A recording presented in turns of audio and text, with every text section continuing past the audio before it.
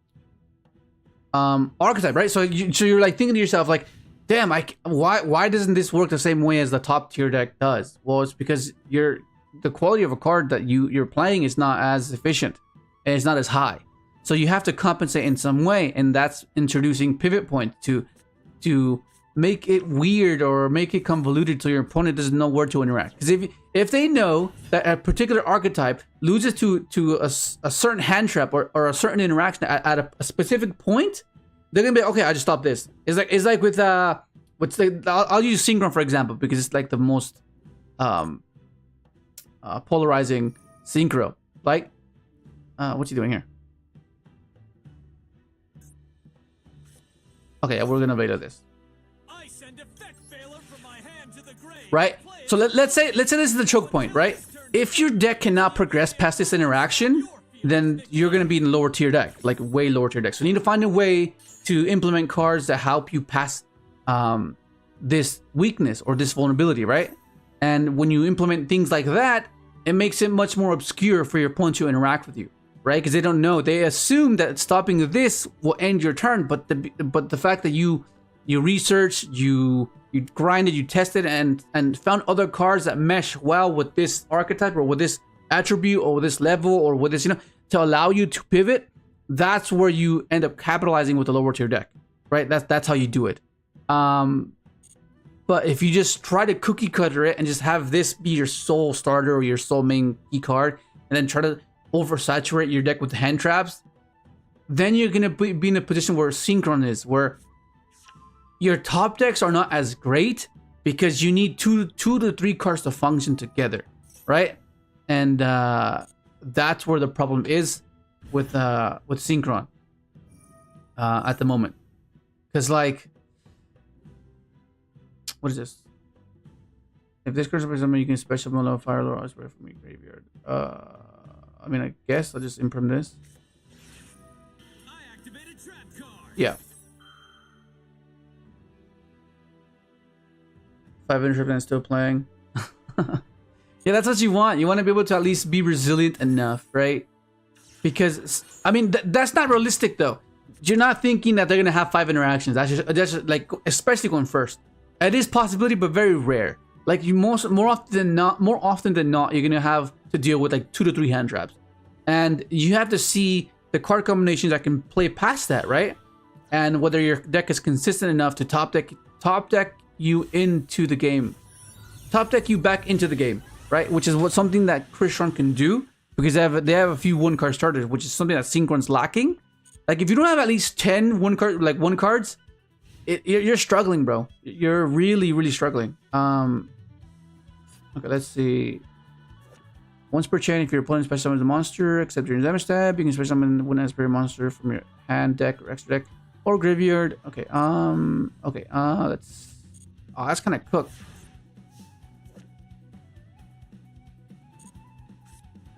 Okay, this can work.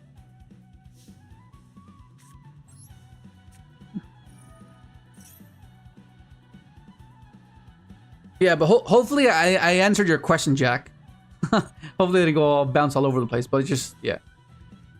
Then we'll place our toy cards.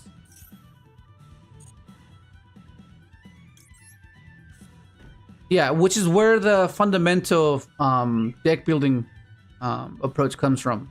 Where as long as it makes sense and as long as cards can mesh together, card count should not matter, right? Because obviously the card count is only meant to be there to ensure that you have the highest percentage to see a particular card, right?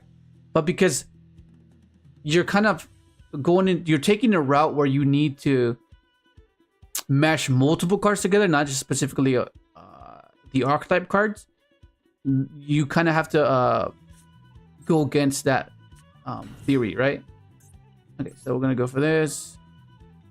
Send this, gives an access to our. Okay, cool. It gives this special summon chain 1, chain 2. We'll go chain 1, chain 2. But yeah, I can understand how overwhelming the game is. Like I understand, I understand how it can be, because everyone wants just an absolute, right? They want an answer, a direct answer. And depending on the context of the question, there is no absolutes in the game, right? Because as I mentioned earlier, and I think a few streams ago, where having an optimized list will vary because maybe it'll be due to the fact that they got paired up against their best matchups or their worst matchups, right? And that oh shit.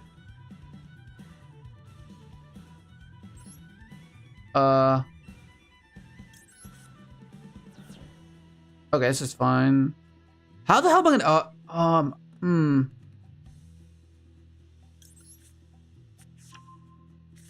Huh. Wait, is this cost? Is this by effect? If I discard the tails, will it reset itself?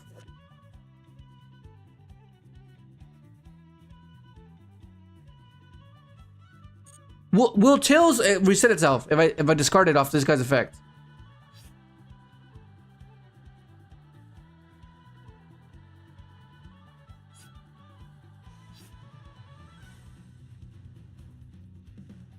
I don't think I'd do it. I don't think it will. Right? Doesn't seem like it. It's to activate a card effect. No, I don't think it does. I'll just make a Baron.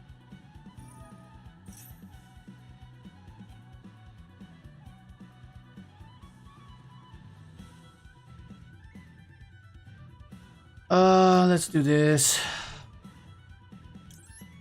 Yeah, I need to go for a Baron.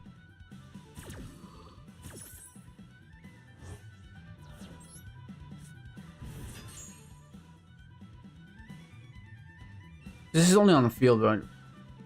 Yeah, only activate. Okay, that's fine. I'll just go for a Baron and then. Yeah, okay, that makes sense. What up, Chigi?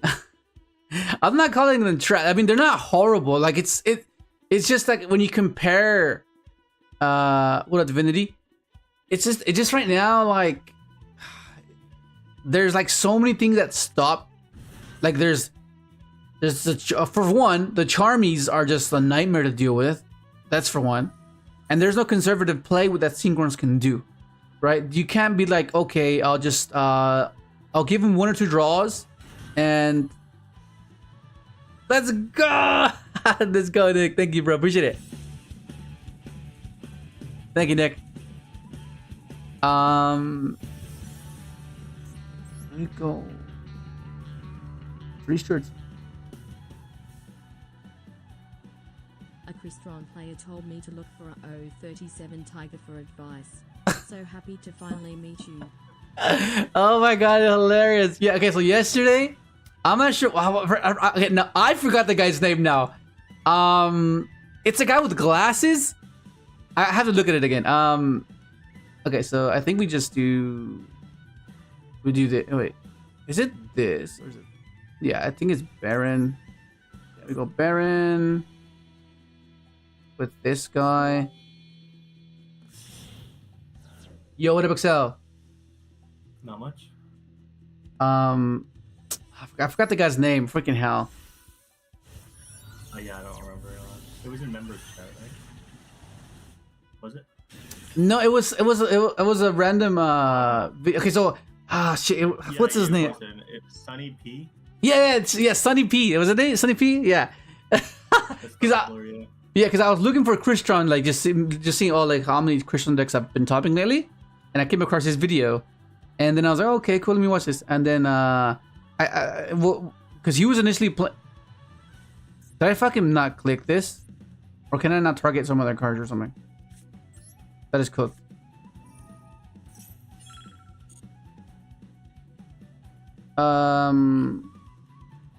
This is bad because I don't have a card discarded for this guy.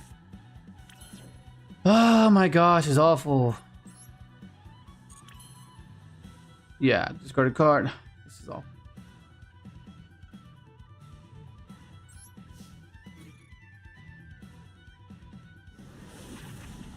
Okay, let's get rid of that.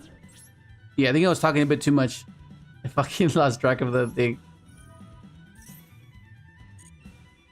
Okay, now I can just negate that. Oh, okay, it doesn't. Oh, okay, it doesn't do it.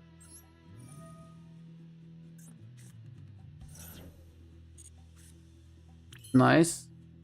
Wait, why can't I summon? Why is it not? Why is that not summoning? The fuck? I'll just call the grave that. Yo, what up? Heyo. Oh, Nick, thank you, bro. Appreciate it. Yeah, I got you.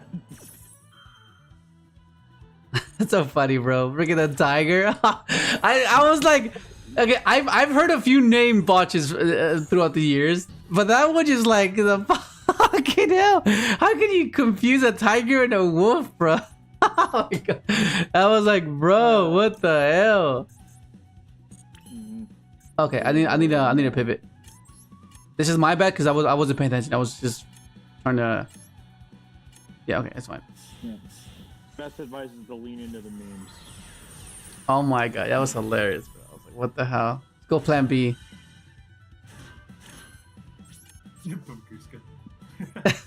I wasn't paying attention. I was burning the clock. We have a reason where it was going to from wanting to be UC into zone. Zone? The hell zone? No, I mean we will make a comeback. Like Synchron always has like this hiatus where we need support to help it out, or because like there's apart from the cashier cards and the adventure stuff to elevate it. I don't know. It doesn't seem enough. You know, it just doesn't seem enough. The way it is right now would have been fine maybe like a year or two and a half ago. Yeah. But like with how everything's changed, like it's just not enough. Yeah.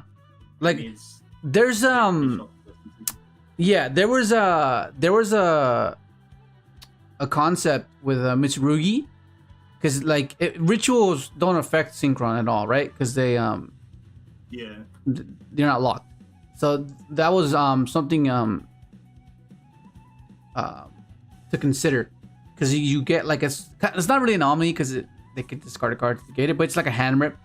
So like if you can find a way to like, because like they have fours, right? So fours and overtake are obviously like paired well because that's speeder, right? So like you can bait with Mitsurugi, right? Bait the Ash, bait the Veiler, and then establish like a nuke, right? At the very least on their turn. So like, yeah, no, it's just theory. Haven't really like looked that into it. Well, obviously I'm playing like Blue Eyes, but I think on the side I'm gonna try like just to like satisfy that like it chip like a combo, like a Synchron level combo deck. Yeah. I'll try like maybe like making like a Cyber's pile or something. Yeah. Circular's back. Yeah. So that'll be fun, I think. It'll be close. Right. Obviously, it won't feel the exact same, but like. What up, Kevin? Close. Okay, so when I was talking, I don't think I was live when I was talking about this. How okay, so the format inevitably will get to a point where people are just fed up with it. So you'll have people go outside of the meta and explore potential contenders, right? And you saw that happen at the YCS, right? Yeah. I'm not sure whether it was like, because like everyone has like their deck, right? That they had like work on, and then they have a bunch of insight, and having those players play the deck to their full potential takes a while, right? Because they're probably discouraged on whether they should even play that deck compared to the meta deck that currently is dominating the format, right? So they'll be like, why would I play something else when I know that the meta deck works? So I'll just play the meta, right? But eventually the format gets stale to the point where like, I just don't want to play that anymore. So then they move on to something like Memento, and that's like a what's that word where something needs to happen in order for something else to be created, like the inception of something being created. bi-conditional or something. Is that what it is? If we're talking about mathematics, I think it's either a conditional or a bi-conditional or something like that. Yeah. I guess so, for the lack of a better term, I guess. Yeah, take Edison format, right? Like, you have a period of time where you have a chance to build something, right? And at face value, you only scratch the surface. You barely scratch the surface, like barely, right? Because you have a limited time. Because how long was Edison format? It wasn't that. It wasn't long, huh? It wasn't that long. It was very short. Yeah. It was very short. Very short. Yeah. So people determining what the best deck wasn't fully explored, right? So that's why you see now people innovating the format, because they have way more time, right? And it seems like that's the case with a lot of formats where the meta is predetermined already. You know this is the best deck. There's no doubts about it, right? But then it goes for a long period of time where like people are like just fed up about it. They're like, I don't care if I end up losing, but I'm gonna try something else. And then they come to figure out that, oh, actually this is actually pretty good into the format, right?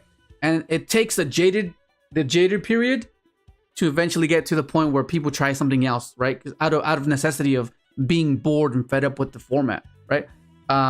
Because in theory it shouldn't work, but when they put it into practice, the perspective changes, right? And they say, in theory, they're like, oh, this deck won't work because detonator does this. Oh, this deck doesn't work because dual drive just gets crossed and then negates this. But then they're like, stuff it. I'm gonna just do it anyways. And then they come to realize that, oh, it's actually not that bad. Like in theory, it seems like it's not positioned well. But when you actually play it, the outcome is completely different than you anticipated. And that's what happened at the YCS, where the guy won with Memento. Like, that's just crazy, you know. But I think people are so fixated on the meta that they're just not wanting to play because. Oh, what the hell was this? Go ahead, sorry. Yeah, because like, I'm not saying that anyone can do that. I'm saying that you do have to be like a higher caliber player to do this, because you need your technical play has to be on point. Your deck building fundamentals have to be in place as well. So all these attributes have to contribute to this outcome. Because you can't just be like, okay, I'll play something else, but because you need to have all those pillars. And unfortunately, you know, and that takes time, that takes practice. But if you're able to do that, what even is this? What the hell is this? Your opponent can now activate card effects in response to activation of Ice Spear monster effects. If monster effects summon from your extra deck, you can return that kind of stuff on the deck. Oh fuck. Okay. Well, fuck. Okay. Shit. Okay, let's get rid of this, I guess. Yeah, like the deck, like the cyber spell I was looking at is like it's like using like the code stuff, I guess. Yeah. I was like, how doesn't this just like lose to Nib? And then I was like, I guess Ibly could be used multiple ways here, because like you don't necessarily have to U-link with Ibly. It could like be summoned to their field to prevent them from using Nib. Yeah. Yeah. So like, actually, this isn't so bad. Now that I think about it. Like, yeah, that's what I'm saying. Like, it's just a lot of people just want an absolute, right? And it's given to them, right? It's given to them by the established meta, and they rather just not risk or put in the effort to contribute to the time needed or the time required. You know what I mean? So it's like, yeah, right. Well, like the other factors that go into it too is like someone who's going to a big event or whatever, or an event that matters to them. I will say, I think their choice of their deck might also vary on like how much are they investing to go into an event. Exactly. No, but that's what I'm referring to, Nick. That they're saying, why would they risk it? They're investing all this time, all this money. Why would they risk playing something completely out the blue, right? Why? Why? When you know that it's already established that this is the current meta is the best deck. Like, why would you risk it? Right? Why would you? Yeah. So, but I think the format needs to get to a particular point to where they're like, I'm just supportive. I don't want to play this deck anymore, you know? And they end up playing something different, and I just fucking lost because I wasn't paying attention. Unless, like, it could also just be like you. A lot of people enjoy like that, like the high, like some of the other decks that aren't like meta, like because of how they're like one cards, like they it like is a bit more simplistic in that sense, because not that they're all simplistic. What I'm saying is like it's a lot easier for them to potentially play their combo, and that's why they're the best, right? Yeah. But like these other decks, like the ceiling for them can be like pretty goddamn high. Yeah, much And higher. A lot of people enjoy that. They're more complex. Yeah. They're more complex, right? So yeah, I see where you're going with this. Go continue. Yeah, and I feel like a lot of people will cling on to those decks because that like that enjoyment of having that like during their play. So like yeah, they could play Primate Blue Eyes, for example, but some people might want something like even Crystron. Technically, it's a bit more. There's a lot more to do in Crystron than your regular deck. And if you go even further down the rogue tier list, like if you go to like just Mathek, Cyber's Pile, or even when we were playing Synchron, like those decks have a lot of a higher ceiling than or for standard deck example, and a lot of the enjoyment comes in that, I think. Yeah, for sure. There's a lot of rewarding feeling when you're playing with such a high ceiling. There's like such a rewarding like a sense of accomplishment For sure. when you succeed in that. Yeah, because it ticks those boxes of creativity and individuality, right? Like you can put like your own tech choices because it's not necessarily something that's cookie cuttered, because otherwise you'd be playing a meta deck, right? So you like you can't really apply the same fundamentals as you would for a top tier deck for a rogue deck because you're already behind. So you need to try something different, right? Because obviously people have tried the efficient way where streamline hand traps, but that doesn't work. It's not enough. So you need to find a way. You need to find a way to innovate that, because obviously it's not working, right? Whatever it is that you're trying, and because of that aspect of deck building is why it's much more fulfilling. Because I feel like, well, I guess no, that's going on a tangent, but that's like something that it's fundamentally what Yu-Gi-Oh is, right? Building your deck, right? Not have it be constructed for you, understanding that if you lose it's by your own merit, by your own cause, right? Because you chose to build the cards and you chose the cards that you did, and you were wrong, so you can accept the fact, oh shit, you know, maybe that card wasn't the right choice, and okay, that's fine. But when you play a meta deck, it's already built by everyone else. Everyone has established that the deck itself is efficient, right? So there's not much change to be made, right? Because everyone knows that it's so polarizing. The new sets are so polarizing that, okay, how good is this new set compared to the current format? And most often than not, it's going to be, right? That's the whole point of new sets, for you to buy them and invest in them, and then eventually get to a point where like you have majority of the community building upon that archetype or that concept, right? And it gets solved far more quickly, or quite far faster, right? And then you're like, okay, well, there's not much to build here. There's not much to innovate here. It's already solved, right? Because you didn't need that much. Because comparing engine to engine, it's gonna be far superior, right? That's usually the case when you get a newer engine is gonna be far superior than the previous, right? That's just how it is. And yeah, with a lot less resources too. Yeah, exactly. Because the Konami wants this because they want to introduce newer player bases, like the newer players. They want to garner their attention because they don't want a complex deck. They don't want a high sequence deck that requires you to memorize an insane amount of combos, an insane amount of sequences, because then it's overwhelming, right? It's overwhelming. They want a gateway deck, right? Why do you think Raizio is so simple, right? It's the best deck and it's so simple, right? You need cards like that, but because the progression of the game requires you to be better than the previous, you're gonna have to make it simpler, require less bricks, require less cards to function, and that's why the most efficient decks are so simplistic and get boring so often and so fast, right? Just think about it. Why do people get bored of a format? It's because the decks are so simple and so linear that you get to a point where like, there's not much to this, right? And that's why you have the other category where people just play rogue.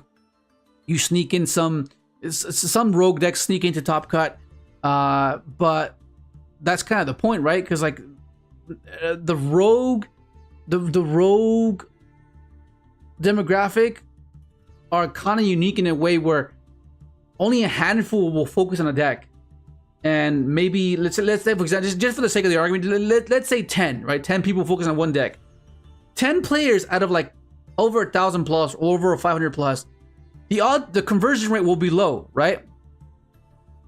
Obviously, but that's why it's much more impressive when it does sneak in, because you know they put in the time, you know that they've put in the effort to get their deck to the best possible variant that it could be, on top of them refining and polishing their technical play. Because once again, you need that. You need first and foremost, you need to know your deck the best of your ability and to the fullest potential, and you need to know the format to ensure that your technical play is rewarded. Otherwise, your technical play just doesn't matter, right? Because you're gonna lose to the lack of insight of what the current meta is, and all these things need to contribute to that outcome of getting a rogue deck into Top Cut, right? And most people are not willing to risk that. Why would, like, some people travel hours, or they fly into UICSs, and then why would they risk them? Like, you know, they have to have, and this something needs to be within themselves to want to play that and risk it, right? That's kind of the point. And yeah, it's kind of hard to really explain that, because you can, the most reductive thing that someone can say to you after you attempt is, well, why don't you just play the best deck? Why are you playing this when it's just worse this? Why are you playing that when it's just worse that? You know what I mean? And that's discouraging to people. And that's the journey of a rogue player, where like you have to go against it, and you're gonna have to go up against the lack of insight and judgment of people just being so close-minded, you know? No. The response to that is, well, that deck, I don't like the playstyle of that deck. Yeah, yes, dude. Like, I don't like the playstyle of that deck. I don't find enjoyable. Like, yeah, that's why I'm not playing it. Yeah, like maybe for the first few games, maybe for the first few weeks, it's fine. But eventually, you get kind of bored of it, right? And when you have like all these obscure decks where the decision trees are far more vast, every game will be different. So the main lines will be there, but for the most part, every game will be different, and you can't get bored of that because every game's gonna be different, right? Like it's like you're playing a different deck every single time. The way they interact with you. But if you have a streamlined deck that does a particular thing, okay, do you have the imprint for my starter? Do you have the ash for my extender? Okay, yeah. But when you introduce like an obscurity, yeah, maybe they'll know a key card of what your deck is meant to be doing. But then you give them like a twist and you throw in like something that's obscure, and they're gonna be like, oh shit, maybe I shouldn't have ashed the first thing, when the ashing the second thing would have been way more impactful. And that's how you capitalize with rogue decks, right? That's the theory behind it. Make them know, review the least amount of insight as possible, so you can capitalize on something that they could not anticipate, right? And that is fun with Yu-Gi-Oh, right? Because like, how many times are you holding onto your seat, like, oh, please don't negate this, please don't negate this, please don't negate this, or negate this, because I know that ash is only once per turn, and I know that imperm doesn't stop me, so negate this, right? Like, that's what you want, right? Because obviously, if you play a meta deck, they're gonna know the first attempt, the second attempt, and maybe the third attempt, right? Because it's meta. They're aware of how it's meant to unravel. They know the sequence. But when they don't know the sequence, that's when you can capitalize, and that's the fulfillment you get when playing a rogue deck, which is so fun. It's super fun. It must be really rewarding playing Plant Link. Playing what? Plant Link. Plant Link? That fucking, like, dude, I'm pretty sure those guys, man. That's the paradox, though, right? That is a paradox, because we want that, but we don't. Like don't do too much, bro. That's way too much, bro. That's like way too much, bro. That's like way too much. Because like the points of deviation, because like it's so obscure. Like sometimes stopping the what's the fucking spell? stopping sewing. Sometimes it works, sometimes it doesn't. Stopping the fucking what's the Rika? Well, not the Rika. The one that gains life and he does something. For Jasmine. Yeah, stopping Jasmine, not stopping Jasmine. Like sometimes it feels like it is, but then he's like, what the fuck? It's not like, and that's the convoluted aspect of the game that majority of us enjoy, right? Because you don't get bored of it, right? Of course, there's a far more variance. That's why you have to make sure that your deck is consistent enough that a number of card choices that you picked can mesh with each other. Otherwise, you're gonna have inconsistencies because you can't just mesh a bunch of cards together and expect them to work. And you're gonna end up bricking. So you want to at least have them some sort of synergy to not be caught in an inconsistency, which is what you don't want to do. First and foremost, you do not want to lose to yourself. You do not want to lose to yourself. That's like the worst. You bricking is the worst. Yeah, it's inevitable. Even the best decks brick on hand traps as well. But you're taking a different route, so you gotta make sure that the cards you implement into the deck work well together, you know, or be impactful or be self-sufficient, you know. Okay. Sometimes you draw the ant. Yeah. Oh my god, dude, that's so fucking frustrating. And this is kind of a little bit back because we just keep going, but anyways, one of the other points I want to kind of add to is like the comment that you said about like, oh, why are you playing this deck when it's just worse this? Yeah. To that argument, Konami can only make so many different styles of decks. There's only so many in the vast over 20 plus years that you can have in this game.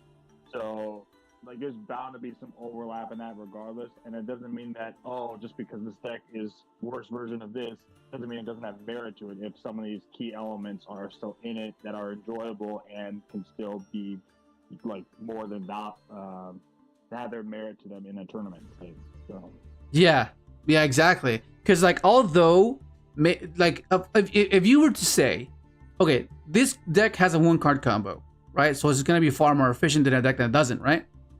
But then you have a 2-card combo that is far more resilient that can push past 3 hand traps compared to 1, right? So then you start to see the deck a bit different then, right? Because like okay, this 2-card combo is resilient to 1 spot removal and 2 hand traps, right?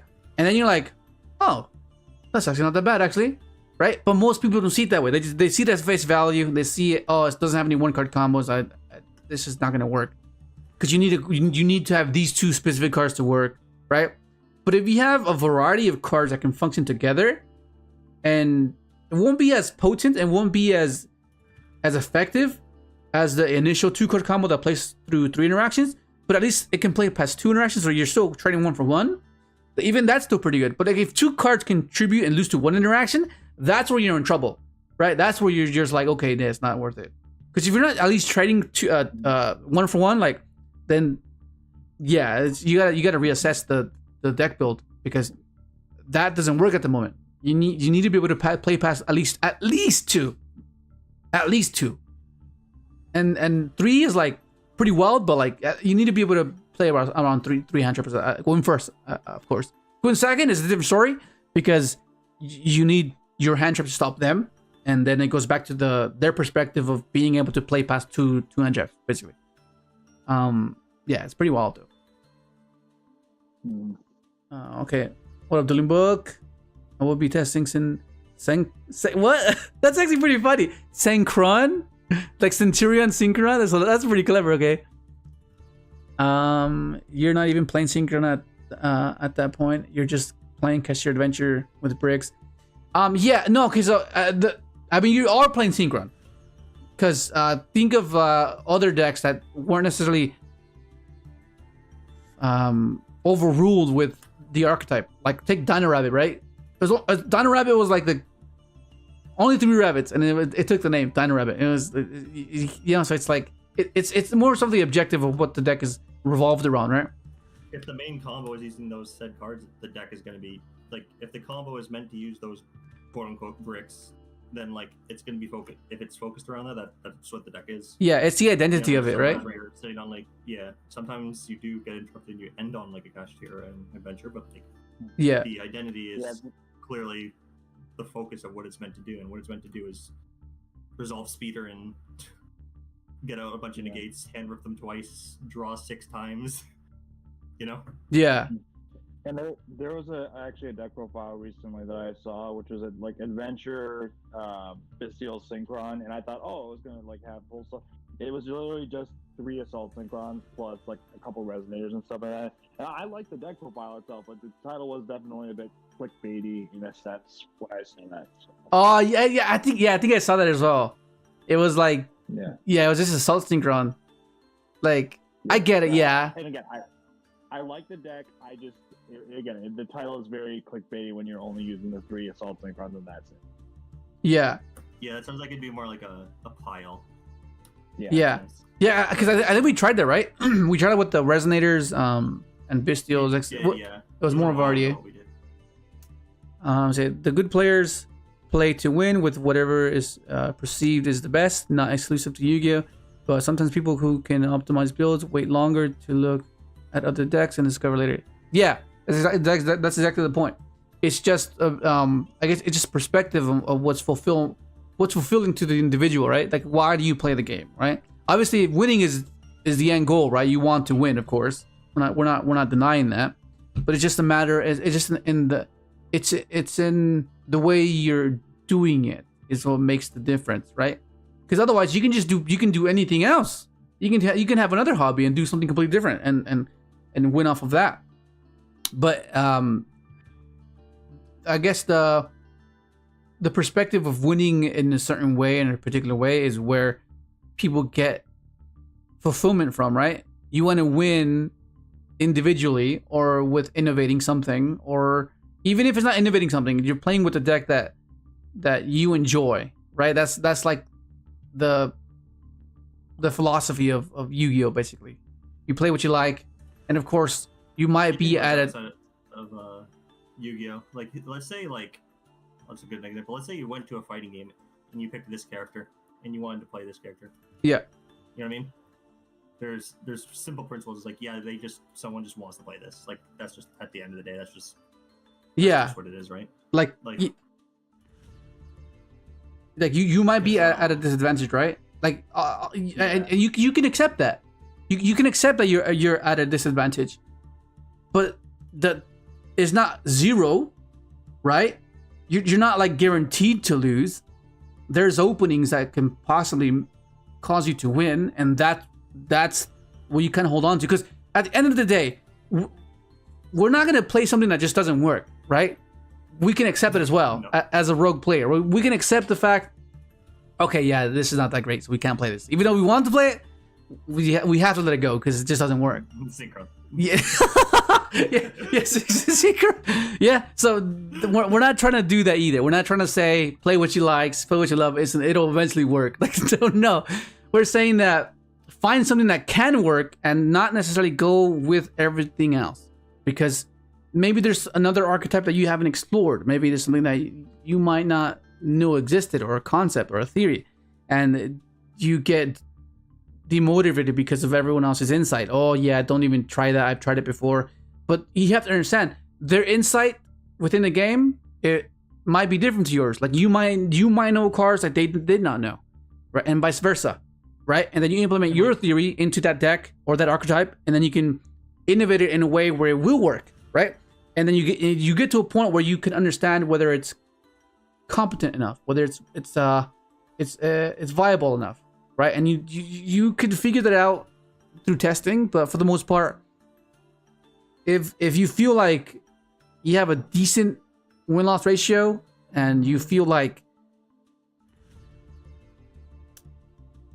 putting it into the current meta, there's like possible outplay, and your technical play can carry you, then there has a chance, right? It has a chance for sure. I don't think people understand that meta equals most effective tactics available.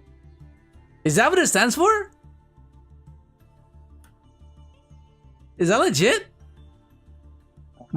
Meta stands for most effective tactics available. I mean, it makes sense, but like, is that what it is? Infernoble is probably the best example of an insanely complex deck that wasn't the best because it was so hard to play. Yeah, and in order to yeah, there's quite a few decks that are like that, and it's just it's too time consuming as well. Like learning a deck to full extent. Which Plant Link comes into mind where it's like, damn, that's just insane.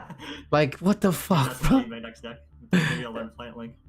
Yeah, it's like, bro, can I just max you so you can pass and yeah? Fuck yeah. Maybe I'll have an hour lesson to myself hour and a half lesson to myself every day. Oh my god. Like, all right, what's next on the list? Yeah. I mean, we're learning this line today. We're learning half of this line today. Yeah, no, but if you think about it, right? Because there's all these spreadsheets, right? Where they say, oh, if the imprint you here, you can go into this route and end on a bounce. But like, that's kind of like, it's kind of obvious, right? That you can do that, obviously, right? But it's just they just put it into the spreadsheet, just to, I guess, I'm not sure whether it's to bloat it and just give as much insight as possible to make it seem like, oh, this is a lot.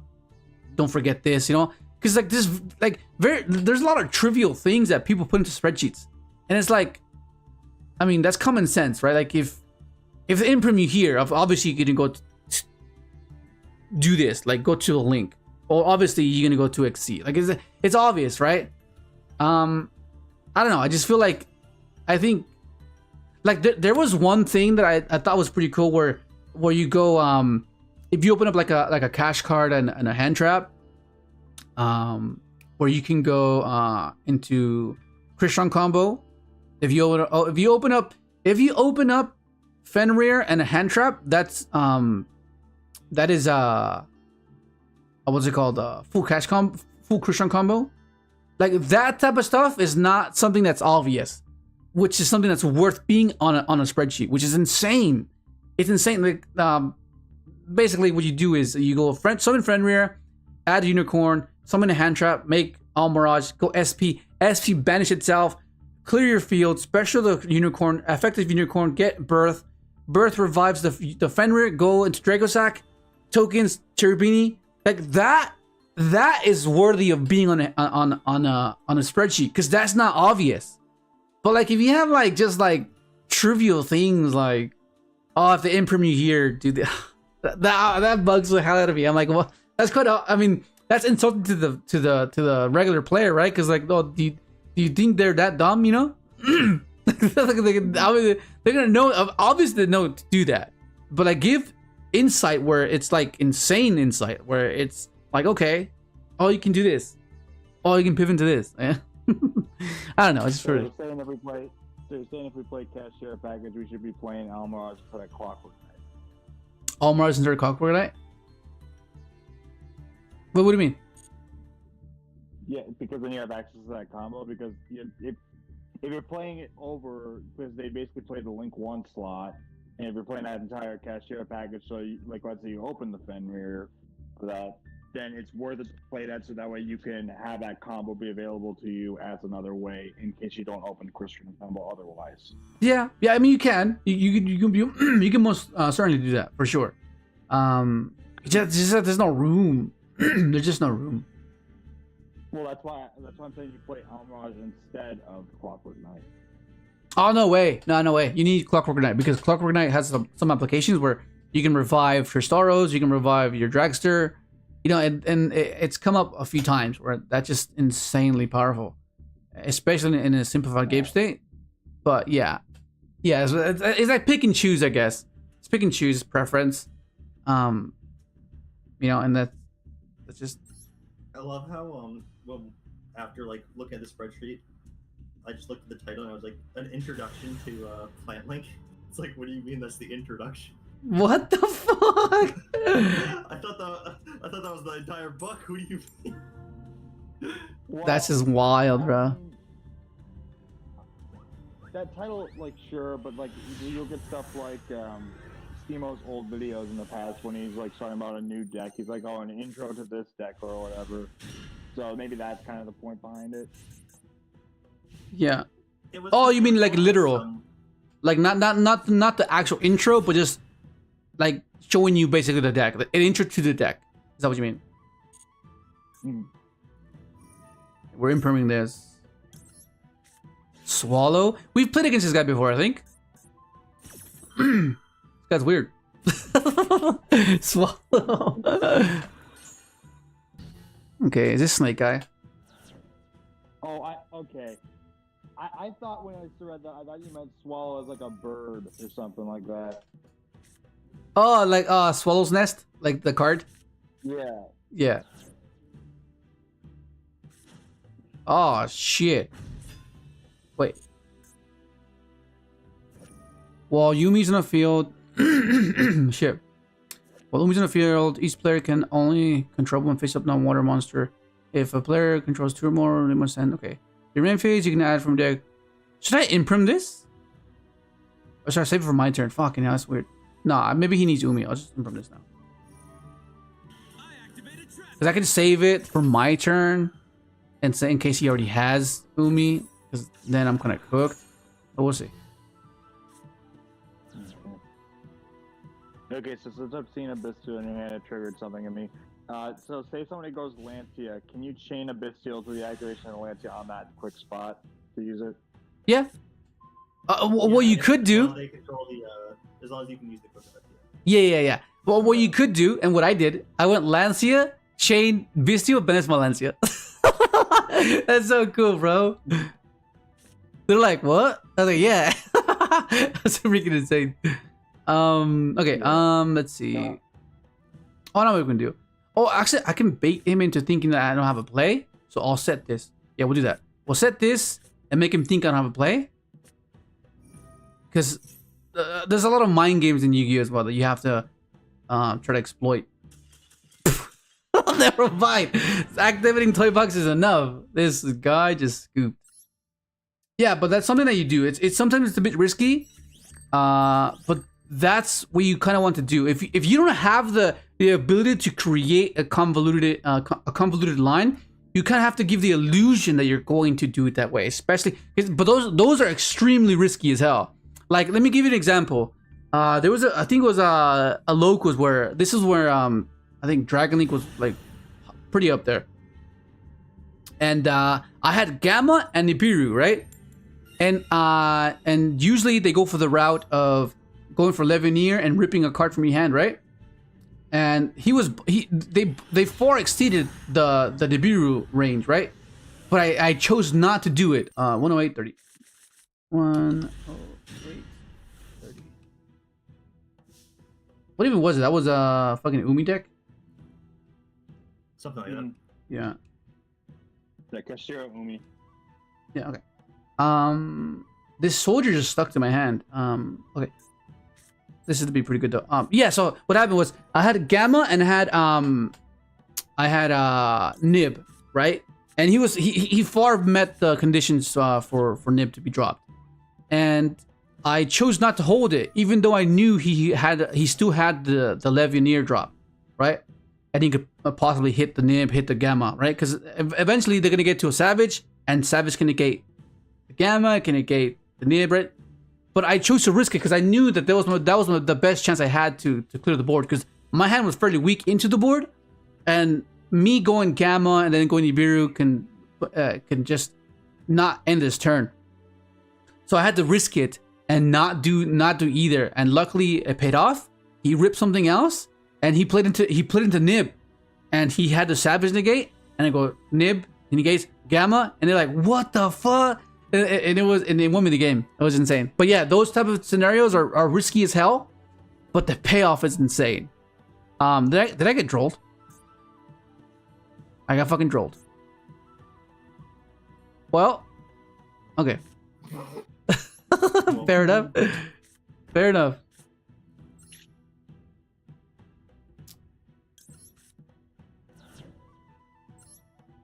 I guess it's SP maybe? SP into...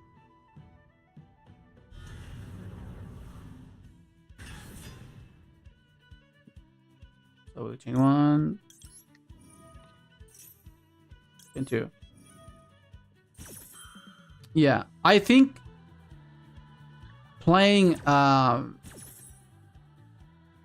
lot more Edison or a lot of older formats that kind of force you into the grind game I feel like those are how you increase your tactical play for sure. Because you can appreciate certain resources that you typically wouldn't in modern Yu-Gi-Oh. Because in modern Yu-Gi-Oh, the difference is wild because resources seem so trivial.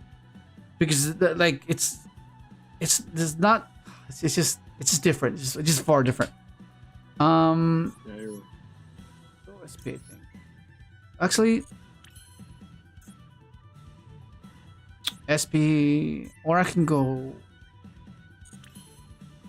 Yeah, no, it's SP. I was thinking of keeping the witch on board so I can use her effect if she leaves the field to set deception. But I feel like I want to be more interactive. Let's simplify. I think simplifying will be better. And let them. With Bahamut Shark now banned, does Mermail really have a way to or to put up a monster to gate before? No.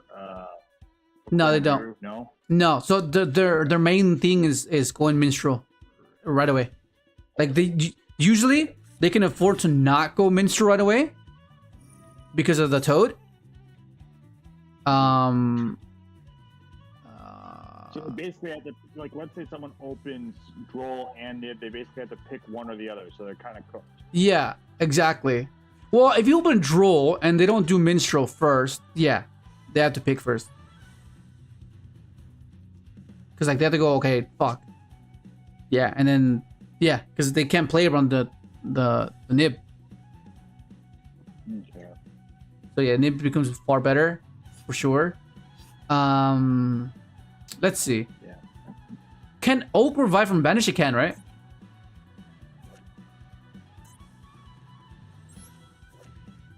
This question also you can attack him for a monster. Oh yeah, okay, add from banish. Okay, it's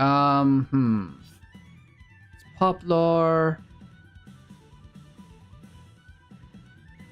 I can negate the Poplar effect to add. So what does this mean? What does this mean? What does this mean? Let's get rid of it now. And then I can just book the Oak.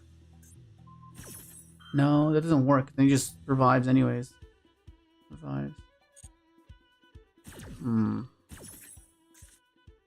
Oak.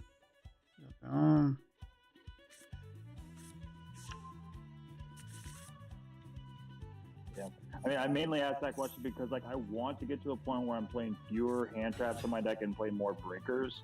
But the problem is that Mermail is in the format and they just can rip you and screw you over. So I'm just not at a point where I'm comfortable doing that quite yet. Yeah, oh, you mean with Mullen Glacia? Yeah, with Mullen Glacia, with Deep Sea Minstrel and stuff like that, I'm just not. Yeah. Yeah, no, I get you. But their endboard isn't even, it's not necessarily layered. Like the only layer is the level 3 engrave that lets them banish itself, discard a water to draw a card. And usually what happens, they discard either the Netubis, which then triggers engrave to revive the Poseidra, or they discard infantry to pop a face-up card on the field. So like on top of that, because now that Toad's gone, like their endboard isn't that great. Yeah, that's true. But like the thing is that like we're not at a point in the format where one of the board breakers, like a Dark Ruler, no more, a Forbidden Drop, but like most decks won't lose to just that at this point. Yeah, no, for sure, yeah, no. Hand traps in hand, is still gonna have other things to deal with. So I'm not. That's why I don't feel like it's worth it to try and cut, like, especially at least in Crystron. Maybe there's other decks that work better with that. They have better engine, like stuff within their own engine that can out stuff. Yeah. I guess Adventure Crystron is a different story versus Pure, but yeah. I don't know. I'll have to like keep figuring out what types of things. I like Cycle Reader is one of the cards I do really want to test because it hits both Blue Eyes and fiendsmith. And then other than that, I think droplets inside is fine for me right now. Maybe I'll try putting in the main, but I think since you don't need to main droplets anymore because you don't have to deal with Dweller, I think I might try just putting in 3 extra hand traps in the main when I figure out what it's going to be. So, I mean, I think it's still fine in the main because its ability to just nullify everything, like stop Desiree, stop detonator. Like detonator's still there. Stop. That's gonna stop. It can stop into Malice, assuming they don't shifter you, which is insanely. It's much better now because shifter's gone. And if you can droplets the White Rabbit or the White Binder going second into a board, assuming you didn't open up any hand traps, that's still pretty strong because that's their main form of interaction. Getting their trap set and getting their White Binder and having bow, right? So I think droplets in the main should still be fine, for sure. Yeah, I'm fine with it either way. I'm not gonna. For some people who play it in their Crystal decks in the future, I have no problem if they play it in the main. I'm just saying, for me personally, I might explore and see, is it worth me running a different hand trap over it, or maybe the new Holy Trinity between Called By, Triple Tactics, and Crossout. Maybe that's worth testing out here too. Yeah, I think I might just main the Trinity of what's it called? Triple Attack, Called By, and Crossout. Just because, like, just that one, like, might as well, you know? It's funny how we've gotten to that point. That's basically what they are now. It's the new Delinquent Duo, Confiscation, and Forceful Sentry. That's pretty crazy. I think those cards were a bit more broken now. Oh my god. I don't disagree, but they serve similar purpose. Yeah. Man, Duo is fucking insane. Duo is insane. Duo and Go format? What the fuck, bro? It's like, what the fuck? Is this legal, bro? What the fuck?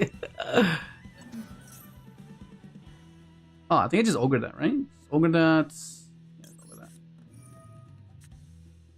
Yeah, I'm so glad. Like, I was this close on the day of the ban list of getting the Rarity Collection Ultimate Rare Triple Tax. I'm so glad I didn't do that. Why? All because of the balance. Yeah. I ended up getting the I got 3 ulti backgrass with screeners, which it was only like $7. So I was hoping that one of them was gonna come off the list, but it's fine. It's better to have one versus like a hit. And then I got Rarity Collection ulti ogres coming in the mail, and I got 3. I think it was ultra rare mourners. It was either ultra or super rare mourners. I'm gonna be honest, the one reason I decided I wanted to play the Cyber Spell, other than like its place, I was going through my binder and I realized I had the ulti firewall, and I'm just like, Ulti firewall? Yeah, I was like, I kind of want to use this. Oh, that's sick. The ulti firewall was before the errata, wasn't it? No, it has the errata. Oh, it does. Okay. I believe. Let me double check. This guy. Let me fact check that for you. Yeah, it has the errata. I see the Cyber's labeling on it. Okay, cool.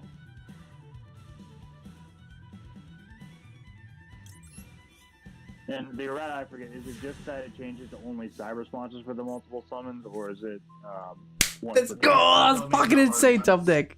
Let's go. So you're only able to use each effect or firewall once per turn. Ah, shoot. That honestly might be the most broken card of the game. Honestly.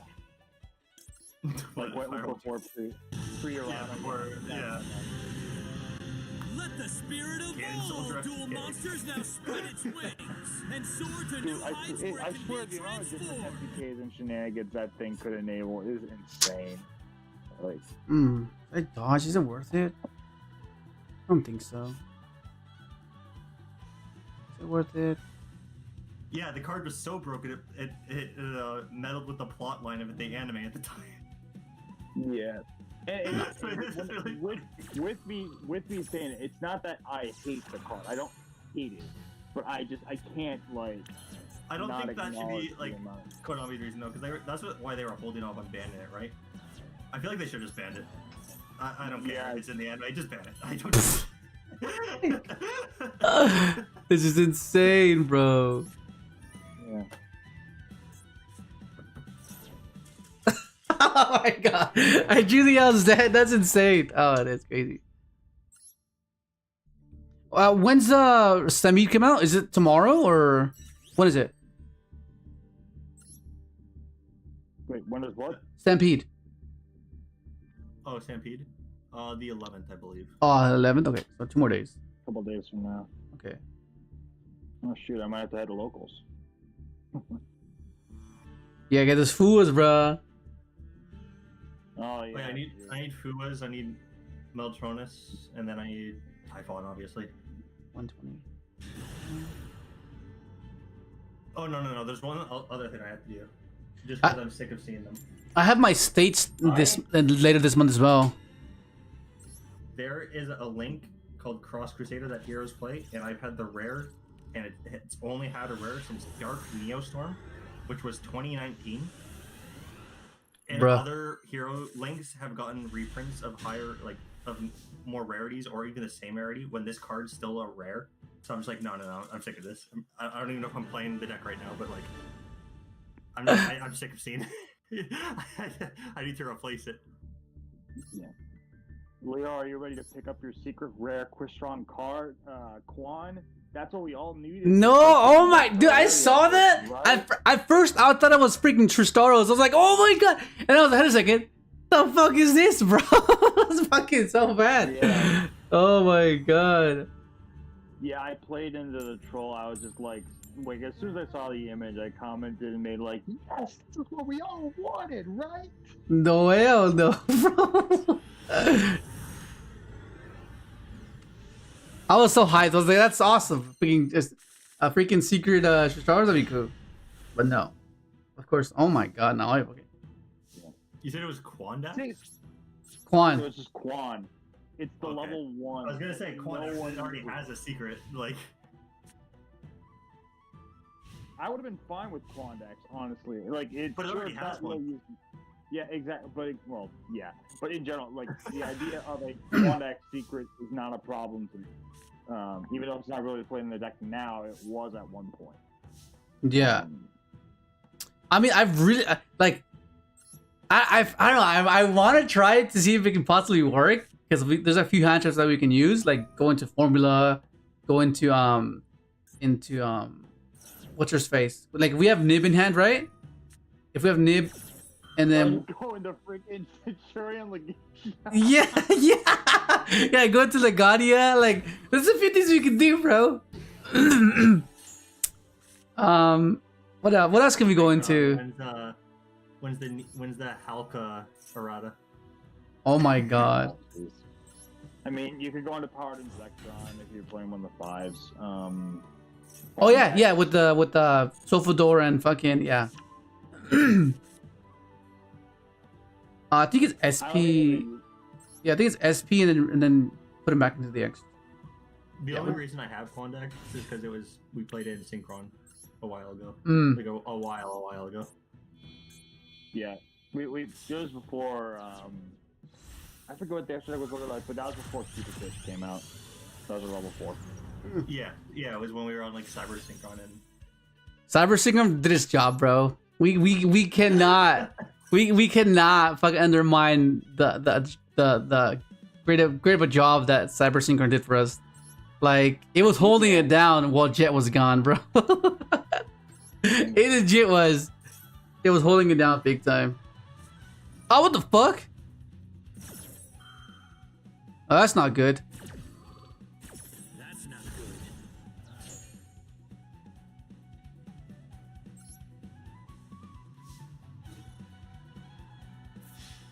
Okay, hopefully this is enough. Ogre. There's 3 interactions. Come on. No, 4 interactions. Choose 5 cards. Should be fine.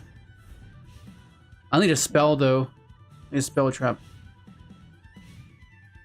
Cybers was arguably better than Jet in certain situations. Oh my. Pure Synchron build, because the fact that you could use that with Caligo or Synchron Carrier.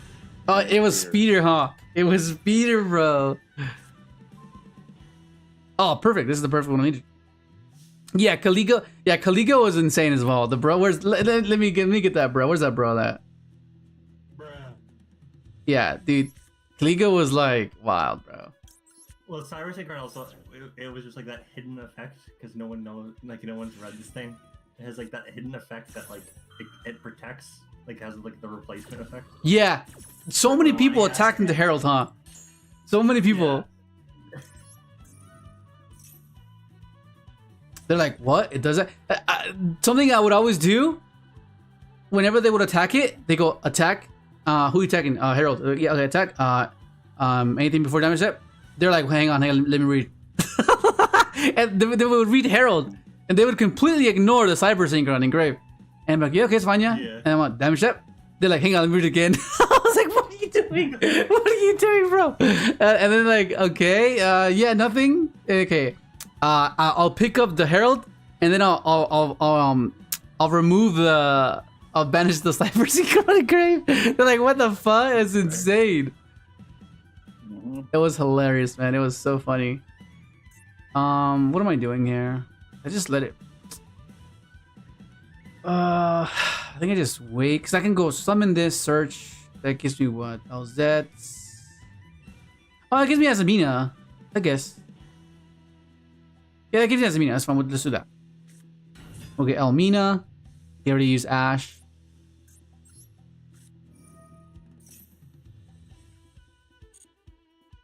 I'll go for Elmina.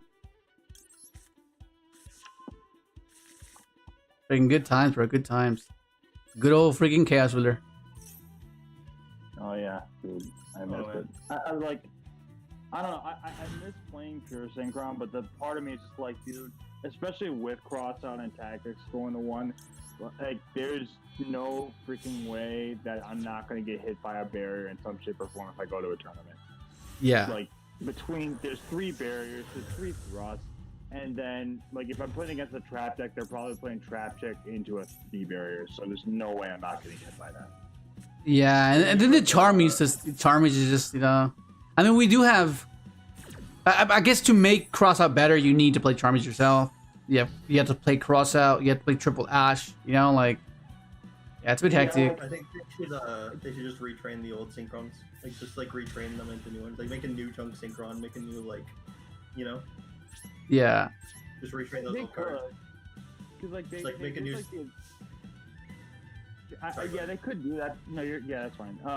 They could do that because they did like the advanced crystal beasts, so the dark ones. Yes. Yeah, probably. So, oh, we're all green that shit. We're all green that shit. Hell no. And I wouldn't want them to just do like the tuners too, like a retrained quillbolt or something with a new effect. Oh yeah, quillbolt. Yeah, like non-tuner as well. Yeah. What would it do though? What would it do? What would the new quillbolt do? I have no idea. It would have to do something like you'd want it to do something in hand as well. Like you'd want it to be like have a purpose in your hand. You wouldn't want it to just only use something when it's in the grave. You'd want it to like have a hand effect or something. Because dude, honestly, I feel like if it was gonna be a retrained quillbolt, it would be the opposite. Like it'd be. If it's banished, then you could like summon it while you have a tuner on the field instead of when it's in the grave. It just becomes Dotscaper if it's sent to the grave. Yeah, exactly. It's the opposite. Yeah. Dotscaper, quillbolt. Yeah. Okay, well let's see. Let's think about it. Let me pull that little guy up. Hang on. What would it do? What should it do? Well, it doesn't have to be a related effect. Have you seen what the Flame Wingman retrain is? It has nothing to do with Flame Wingman. It has a new effect. 129. Or actually, maybe a better comparison than the advanced Dark Crystal Beast would be like the Light Sworns, and they did with the Twilight Swarm. I think a better comparison would be like look at Flame Wingman and then look at Flame Wingman Infernal Rage. It's like a complete retrain of the card. I got it. What if nothing to do with Flame we get an evolution of this guy? Like it's double its stats. It'll be level 4 and double its stats basically. And then it'll be a tuner, and it can dump this, and but then we're required to play Quillbolt at the same time. Well, yeah, but then you would do that. You would go summon, dump this. When it's used as a material, you can special summon one of the materials used. So you can either summon itself. Or summon the quillbolt back, which means you can use quillbolt again, right? Because obviously you would secret to a tuner to synchro climb further. But I think it needs to do something upon when it synchro summon with. Because reviving is not enough. We have junk synchro for that. So it would need to be like add. What would it do? Dump a machine from deck to grave or something. You could do what those like Utopia cards did, where like when they like became Xyz material or something for something, like they like searched and shit. Yeah, same thing. Yeah, like yeah. What would his name be though? Like, The Bolt Hedgehog or Bolt Hedgehog or Bolt Hog or I don't know. It'd be like just more mature. I don't know.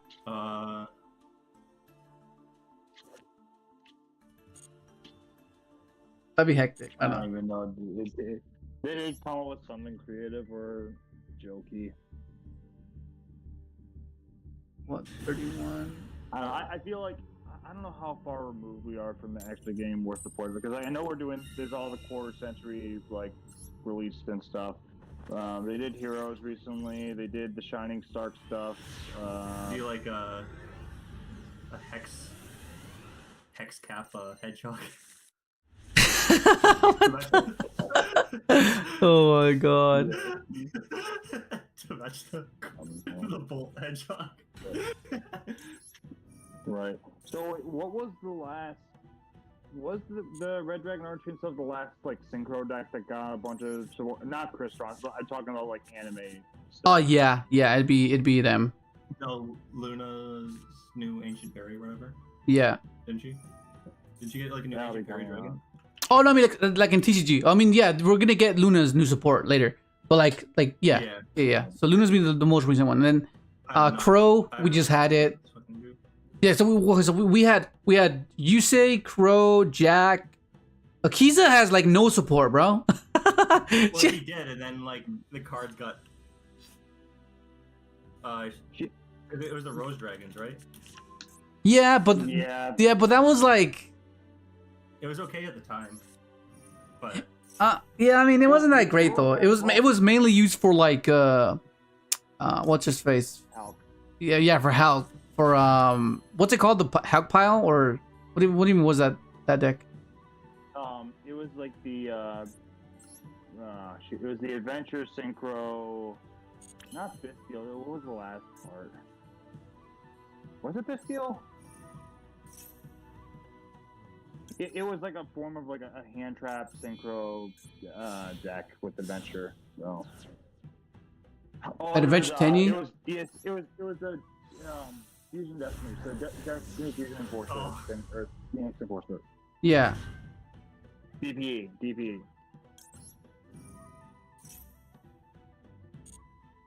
So yeah, it was basically a Synchro Scythe Control house deck. Yeah. There's 3 packs left out of the main sets. 1 for RKB, Vrains, and 5Ds. Wait, from where? Is that... What up, Lexus? Oh, because he means like Supreme Darkness was like a GX focus set. Oh, okay. But like wasn't Dueling Nexus not too long ago? Dueling Nexus was like 2023. Yeah. So yeah, that would have been the last like 5D stuff, and then the next one after that was Power of the Elements, which that was when all. Well, the thing is, like, I'm pretty sure, if I'm not mistaken, the Supreme Darkness was because of like the anniversary of GX. Because you got to remember that, like, it's 20 years for its initial release in Japan, while as Duelist Nexus, I'm pretty sure was 15 for 5Ds, and that's why those sets were there to begin with. So I don't know if we would get a 5D set this year or anything, or this year or anything. I don't know. Yeah. Bro, this man didn't hand trap me. 2028, boys. We gotta look forward to that. Yeah, 2028. Oh my god, bro. That'll be the 20 years. Freaking hell, bro. That's when we'll get That's when we'll get Hex Cap Hedgehog. No way. Oh, yeah.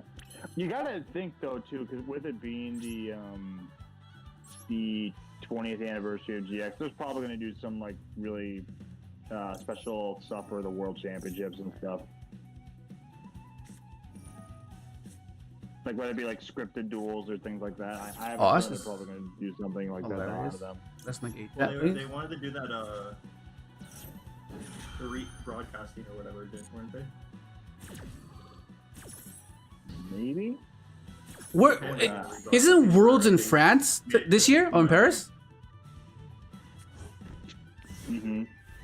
Yo, dude, now I'm just thinking about freaking Bonds Beyond Time and that's randomly there in Venice.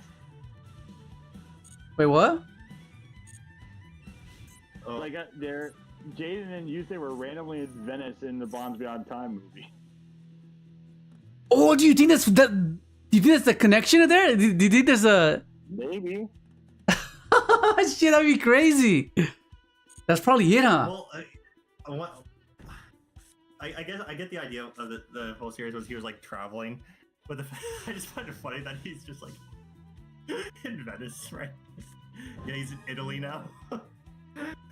Yeah, no, they make a joke about that in the abridged. It's like, you can ride my motorcycle if you can answer me one question. It's like, why are we in Venice? It's like, oh, fuck it, you win. Oh my god.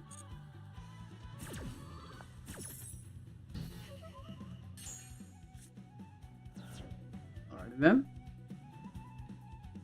I can't pop his cards because of this stupid thing here.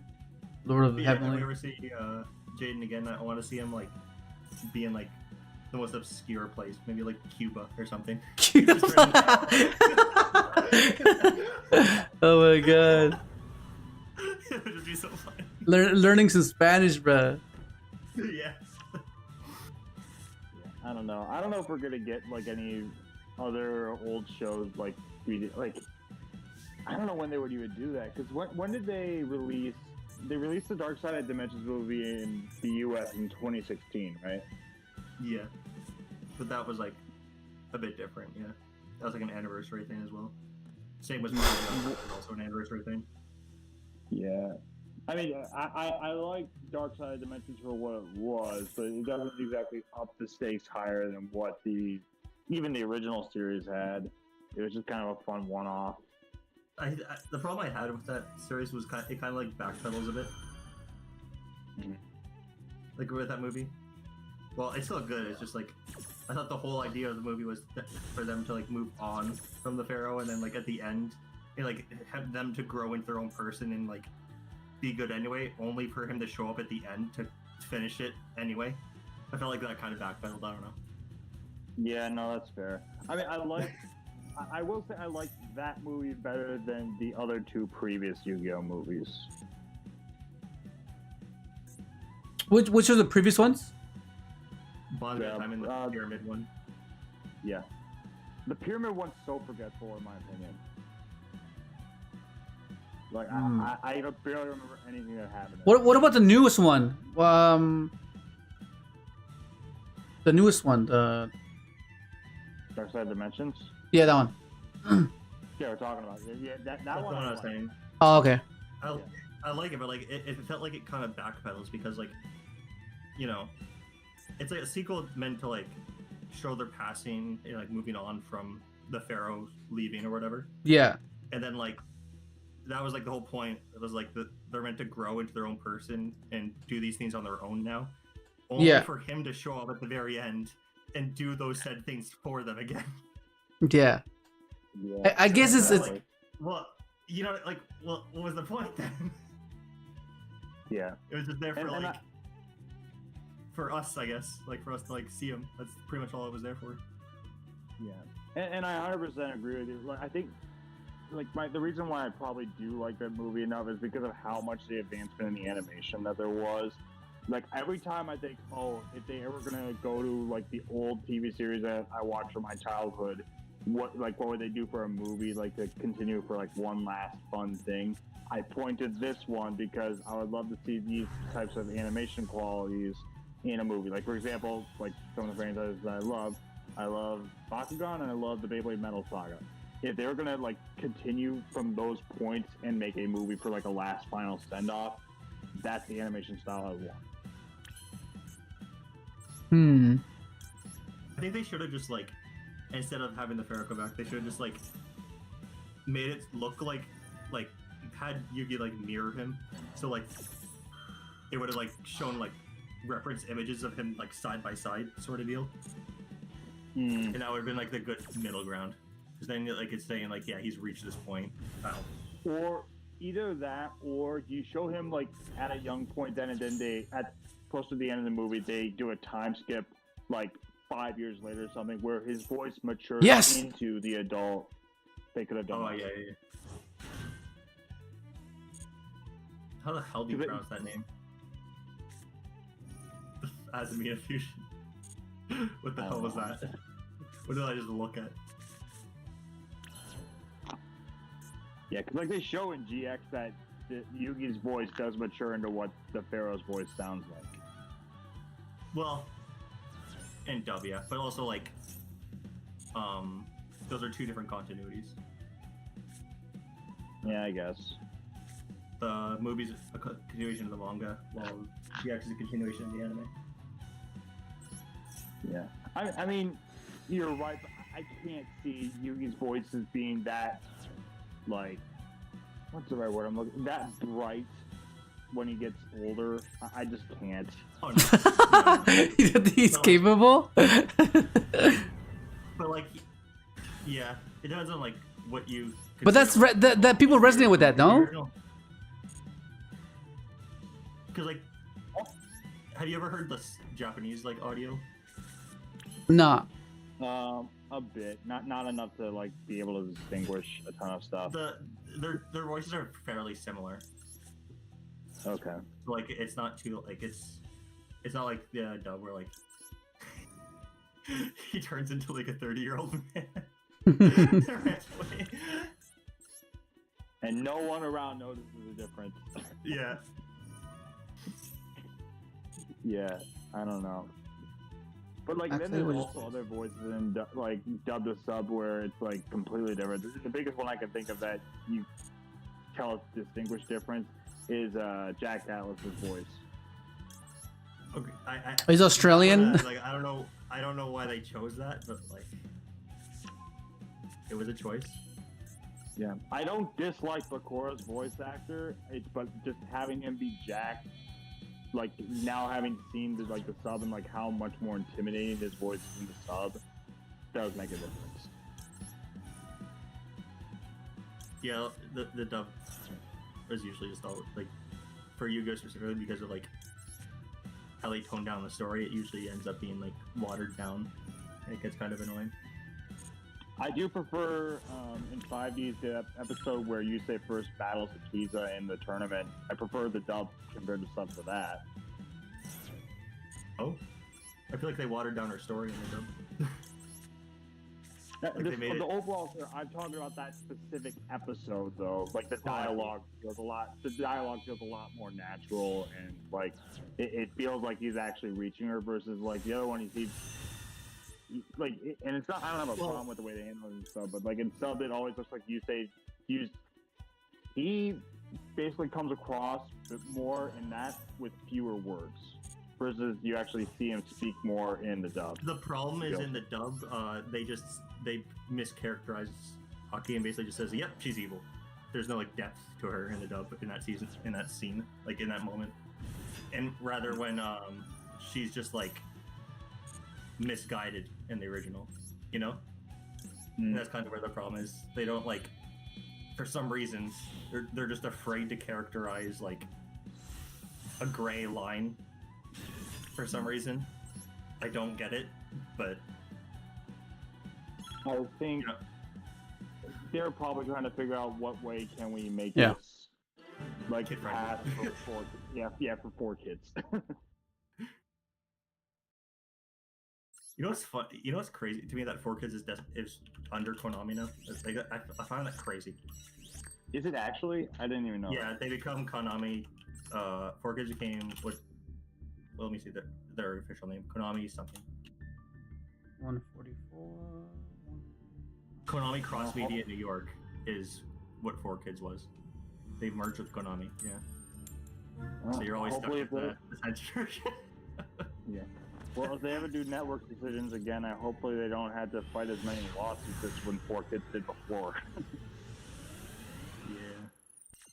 Yeah, I swear, between both like freaking Protector, Spider-Man, and Chaotic, they had their hands full. Oh God.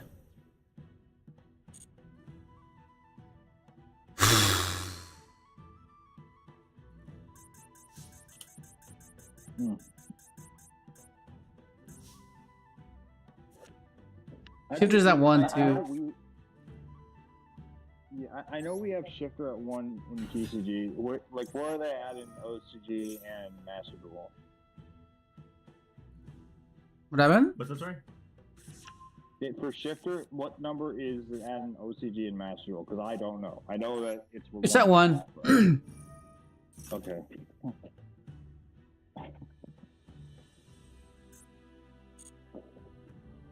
Oh. Cross everywhere. Thank Christ, right? Actually...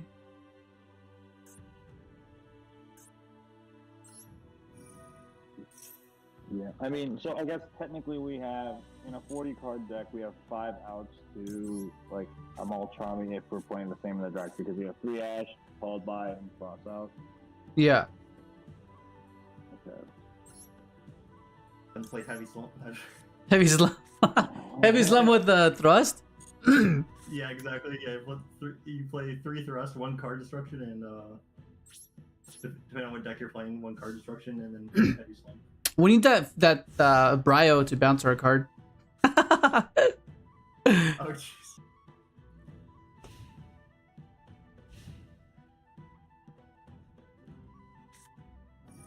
Oh god. It's freaking over.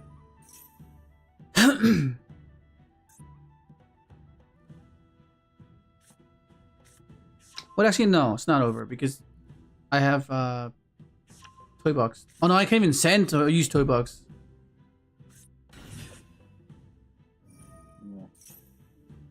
Yeah, I can't even use TOYBOX. It's over.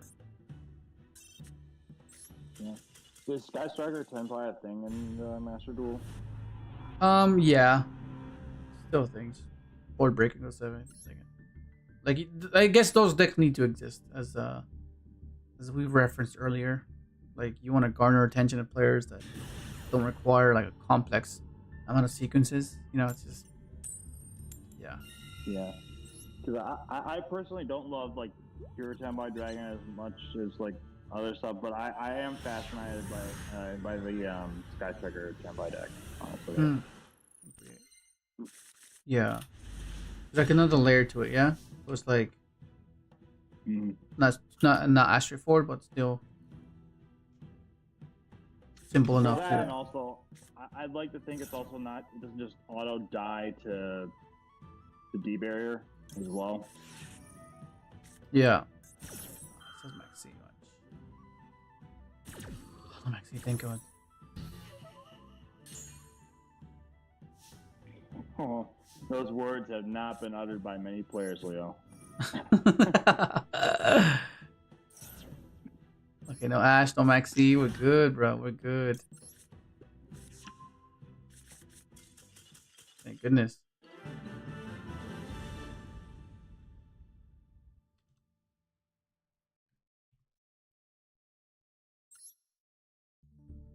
No, that was quick. Yeah, I really want to try something with the Brilliant Fusion stuff for sure, though. Like, yeah, being able, sending Stardust Secret, that is pretty good actually. Yeah, I was about to ask what would be the light targets that we send. Because like things have changed a lot since that was banned. So like, you know. Well, the ones that have been known for were like Fairy Tail Snow, but that's banned. Yeah. Trick Clown, but then you need to play like the freaking Thousand Blades package, I think, right? Yeah. And then let's see. Some people were playing like Electromagnetic Turtle, I think, at one point. Yeah. He has something here. I don't know. I would like to experiment with the Brilliant Fusion engine too, because it is such a unique card. But I don't know. I don't know. I need to like expand my knowledge on light cards to work with to facilitate it. Yeah. Because the because Brilliant Fusion stays on field, that's something we can send off Souls. We send Stardust. We can send. Yeah, there's quite a few things we can do with it for sure.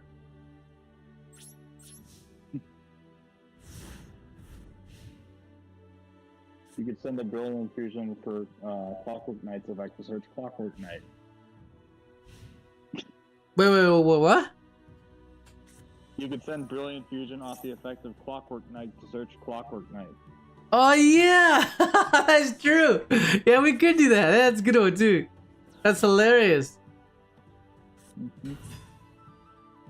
That's pretty funny. Okay, let's imprint that. Not so fast. I play my face down. The only thing with like, as much as I would love to do Brilliant Fusion with a Crystron stuff, if I do that, that means I can't. It's tougher to fit that plus Adventure because then you have to pick between the normal summon of the Cobra or the Adventure engine. Yeah, that's kind of like the.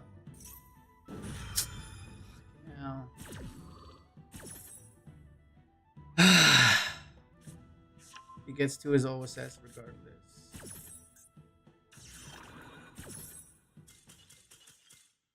Barking.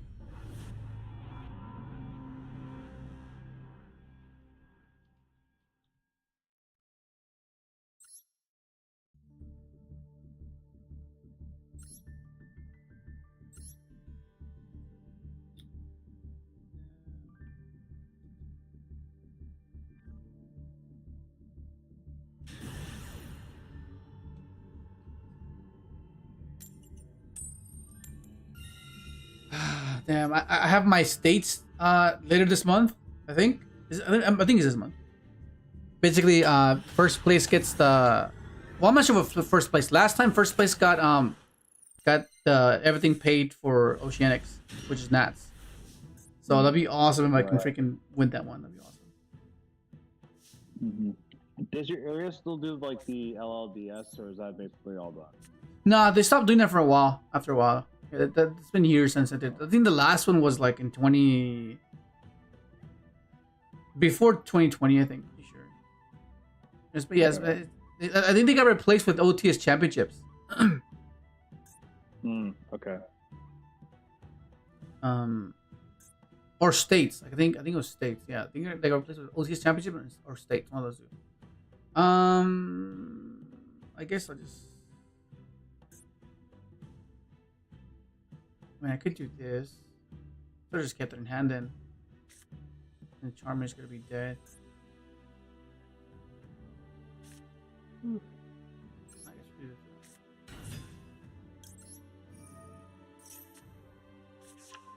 Well, I guess fuck, can you have anything? I think I think you should just pass. This.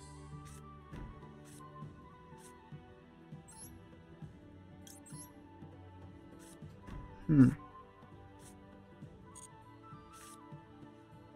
guess. This seems kind of cooked. Yo, what up, Edgar?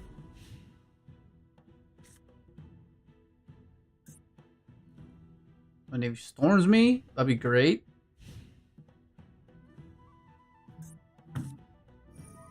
Oh, okay. Oh, shit. It's a fucking stun deck. Actually, it's not that bad. Because they struggle versus this TOYBOX. Well, there goes Necrovelli.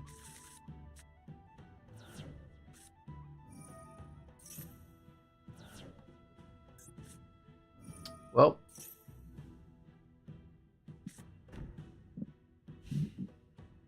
It's been okay. We mainly we just talking about random things. Okay. In that case, I think I just have to go for a line where I just set this and summoned Charming later as well. Can summon. Yeah, I'll do that.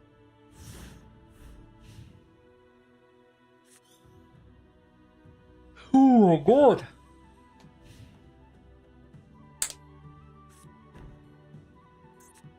Okay, here we go. I think it might have to be a Zeus line. Maybe. We'll see.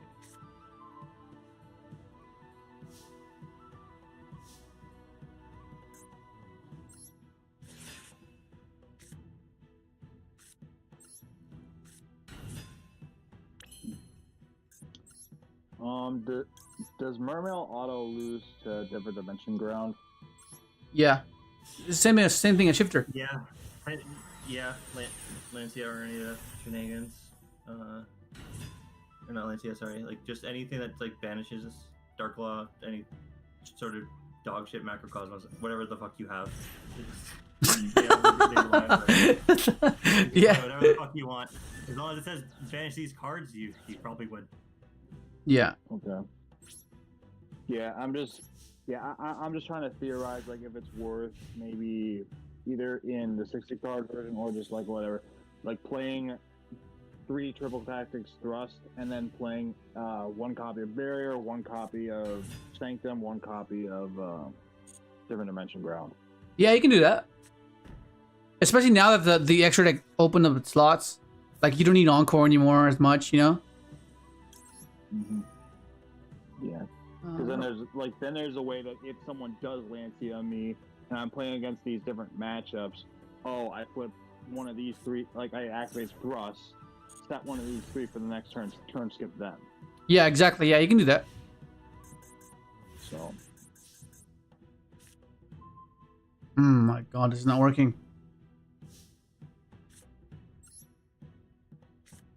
Oh, actually, I could have fucking done this. Shit. I could have made a fusion. Oh my god. Okay.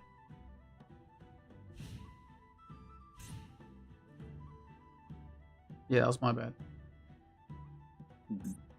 Yeah. I'm just glad that thrusts haven't exploded in price with the limiting of talents. Yeah. I mean, it has a bunch of printings. There's supers, but like different rarities. So it's like, it's not gonna be too crazy. Yeah. Yeah, I mean, I don't think they're really high. Like the QCRs that get like expensive, but as far as like just the basic ones, they're not getting too bad.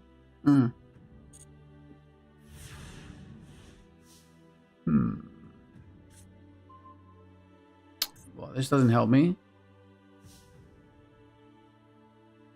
Yeah. Well, actually, I think I have to pop, unfortunately. Yeah, just pop this one. I need room. I can use this damn hollowed. Just be used. I can use it, but it'll just be negated.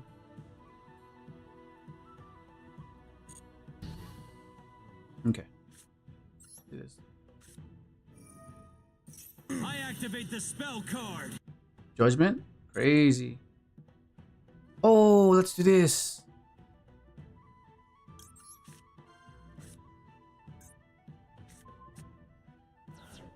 Let's go to the freaking Necker Valley. Necker Valley is annoying as hell.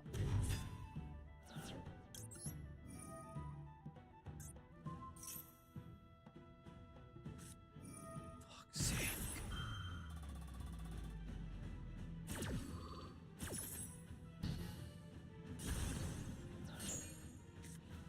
What up, Felix?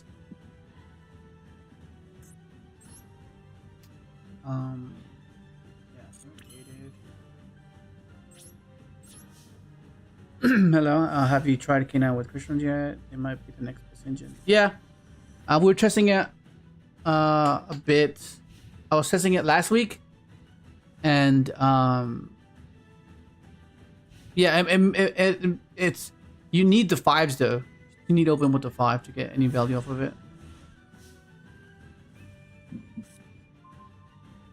Yo, do we know what the 037 stamp card is in Quarter Century Stampede? Asking for this tiger guy. Oh yeah, I haven't checked actually. What is the code for the 037 in the Stampede? It's funny twist and all. It's the evil twin, Sikil and Lila. The Kill? Is that what it is? Yeah. Shit. Yeah, there's a lot. Well, there's a lot of monsters in the set, so that's why it's probably that non-synchro versus. Yeah. I mean, I was already like pretty hyped with the Cosmic Quasar one. I was like, oh shit, bro, that was the odds of that happening. Like, damn, bro. I was so hyped for that. Cause I was like, dude, that's insane. I was kind of hoping for the Quasar to be that, but it wasn't. Unfortunate. Right, so that means both Shooting Quasar and Cosmic Quasar and what's it, Cosmic Blazer, they all have quarter centuries. The only one that doesn't is Seaver, right? Yeah. Okay. Oh my god. Okay, well, I'm gonna kill this one. I'll take the 2 statues and then I'll set my ash. That's fine. And then I'll just tribute summon. But I'm assuming he has fucking... What does he have? He has what is it? Oh, he kept it. Okay. He has that card that steals? Crackdown? Yeah, Crackdown. He has Crackdown most likely. Okay, we're gonna set this. We're gonna pass. Well, actually, I'll set this.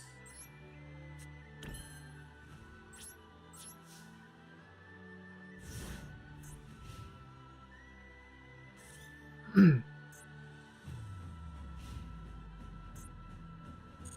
don't know if you answered it yet, but someone asked if you tried K9 with Crystron. Yeah, we tried it. Remember I think I was posting it in the members chat, and the members I was saying that what it needs, what it does for the deck.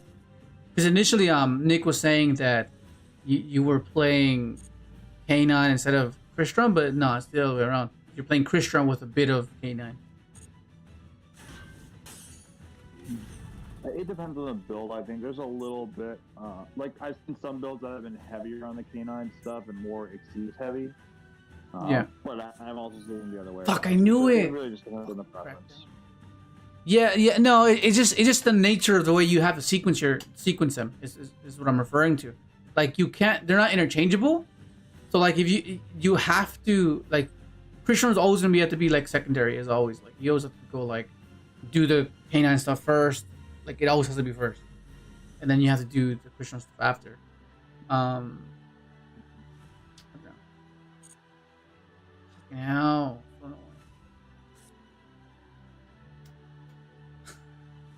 Yeah, what up, Reese?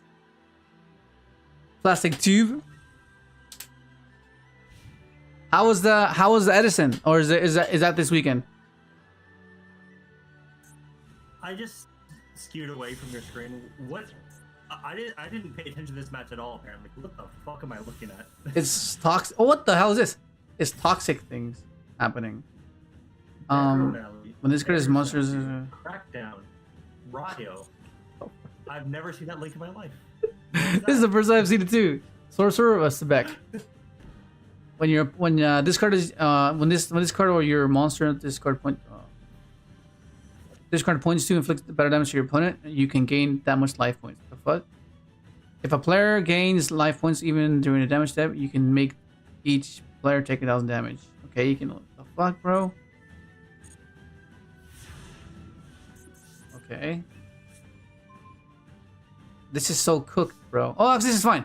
That means I can have constant blocking.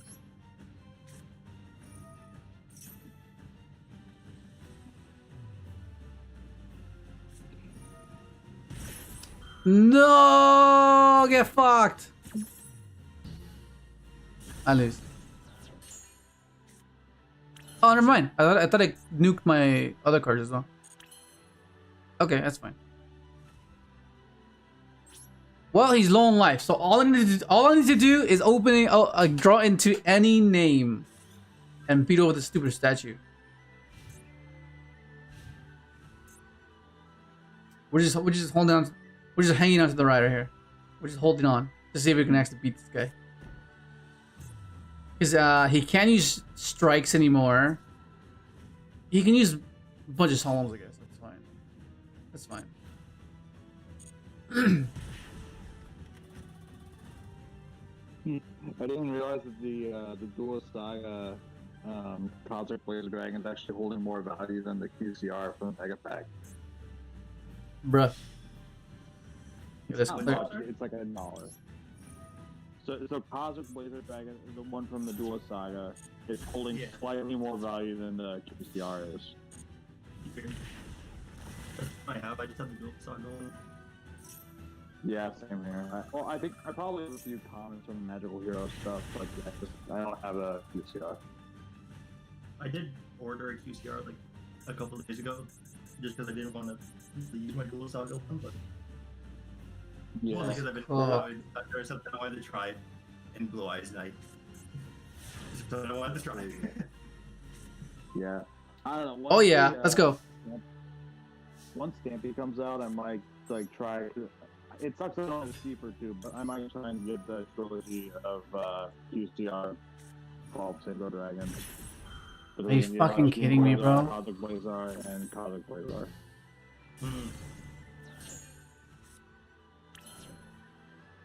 Actually, now that I said it, how expensive This is is cooked. QCR? You know, I think we lost, bro. The main deck monsters, the amount of retrains that Quasar has had, this deck would actually be playable right now. Hey, don't hold your breath. We've had plenty of support, and not all of it has been good. All right. Oh no, I know. I'm just saying, like, if we had the amount, like, I guess they're not all the same, but like, Cosmic Quasar Dragon was a bit of a weird one. Okay, I'm gonna destroy I this guess one. They just wanted to promote Crimson Dragon at the time, but they could have just reprinted Blazar, and we would have been chill. I need to set an Ash, bro. He needs to run into an Ash. Fuck. Oh my god. Is that actually what it's coming down to? I mean, I can risk it. No, but he just negates it. 'Cause I can imperm the barrier. Imperm the barrier. Fuck, this is cooked. Can you? Does the link have a monster effect that he can activate? No, it's only when so basically the monster it points to, if they battle and do damage, he gains the damage that I took, and then he burns us both for 1,000. So he's always gonna be higher on life, basically. But yeah, it has no main effect. This is Because if he has Crackdown, I might be cooked. So I can hold him off with this and let him think it's an Ash, right? I'll let him think it's an Ash. And he won't attack it, right? He'll attack it with the link, and I'll go TOYBOX, destroy the link, and then he won't attack with the barrier statue because he'll think it's an Ash, and he loses if he attacks an Ash, you know? I mean that's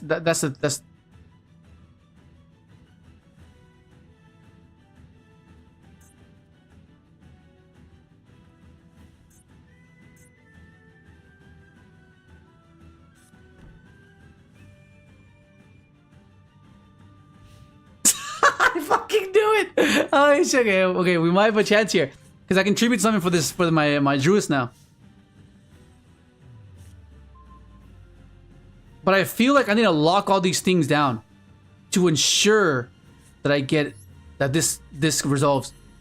You know what I mean? Because like if I summon it now,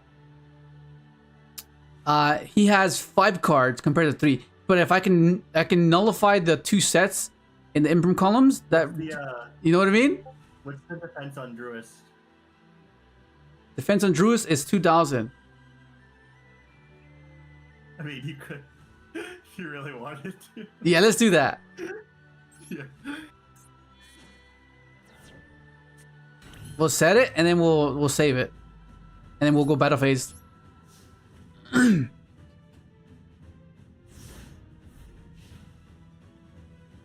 Because I do like if he has Crackdown, we're kind of cooked. I mean, I could deck him out actually, because he's on 11 cards. Get 11 cards, yeah. Yeah, that is an option. There's a slight chance. There's a fucking slight chance we could possibly come back.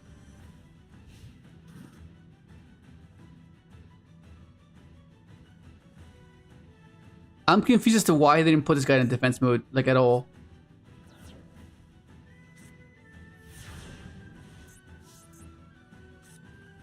Oh, I drew the actual Ash. Oh, fuck. Okay. Well, let's go for it. Let's go for it now.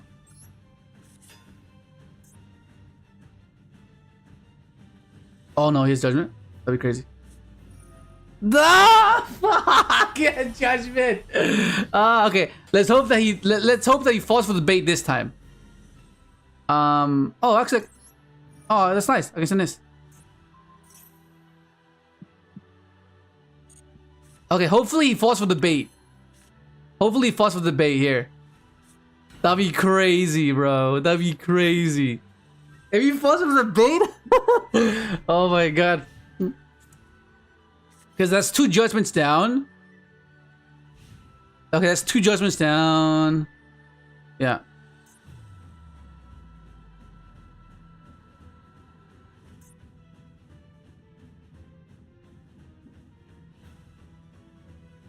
I really wish we played like Dog Dog Cowboy right now. I know, but we don't.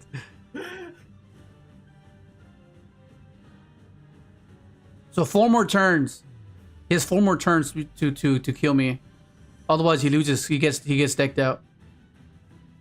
That'd be hilarious. If we win by deck out, that'd be wild, bro. God. He might just scoop it out of sheer embarrassment, maybe. If he loses by deck out, it's honestly deserved. Like, hell yeah. What we're looking at. The decks he's playing. Look at what he's playing, bro. Super Poly. Cool. How many Super Polys is that? That's 1. Oh, nice. I'm not gonna summon this though. I have to keep this Ash on field for sure. Yeah, we're keeping that Ash in field. Yeah, because worst case, if we really need to summon Magna, we like imperm the barrier statue and then Yeah. summon him. Yeah, exactly. Yeah. Oh shit, no! This is not good. This is not good. Because now I can't use my TOYBOX. Oh god, yeah, that'll. But wait, he doesn't know that though. Maybe he doesn't know that. 3 more turns. Oh no, 4 more turns because he has to draw as well.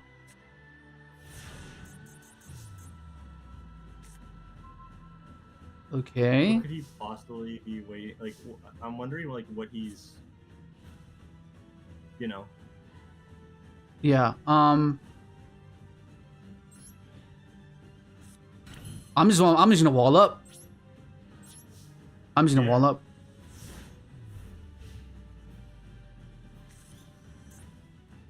Oh my god, he's. Bro, I think our wing con is deck out. I think that's what it is. It has to be. It's either deck out or he greedily tries to punch into Ash Blossom. Yeah. Those are like our 2 big ones right now. I thought we were gonna lose. I mean, we can still lose, but fuck, I thought we were just dead, bro. No, don't say anything. Shh, it's fine. It's fine. Just let it happen. Let it happen. Oh my god, bro. Okay, 2 more turns.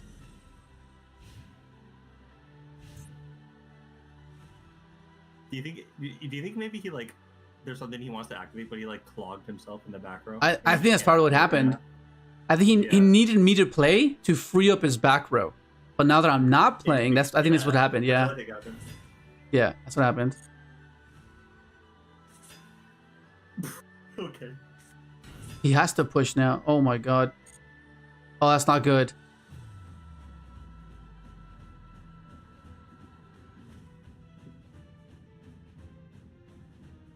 Oh, it's Gambly here. It's Gambly. It's literally just the magical hats card. Oh, we win now. We win. Because he can't clear my entire board.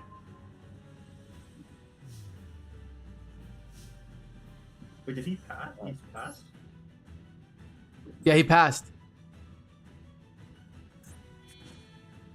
It's getting a bit late for me, guys, so good luck with the rest of the stream and stuff. So. Alright, Nick. You have a good night, buddy. Thank you again for today. Yep, absolutely. Yeah. Okay. Oh my god. Oh my god. Oh my god. Fuck. Oh. Because now he loses, right? Because he has to attack 1 by 1 with the Ryo. Okay, never mind. He's fine now.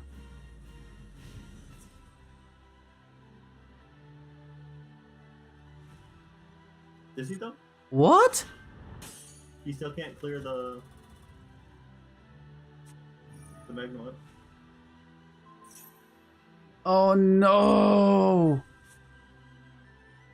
Wait. Where are your Emperor called? Oh, never mind. Fuck! You got it right! Fuck! You got it right! Oh, okay. Fucking hell, that was so close. He passed? Yeah, he passed. He didn't want to risk attacking with the little guys. Okay.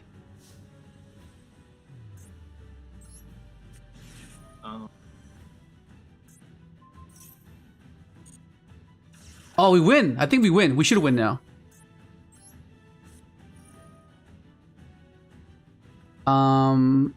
What do I care?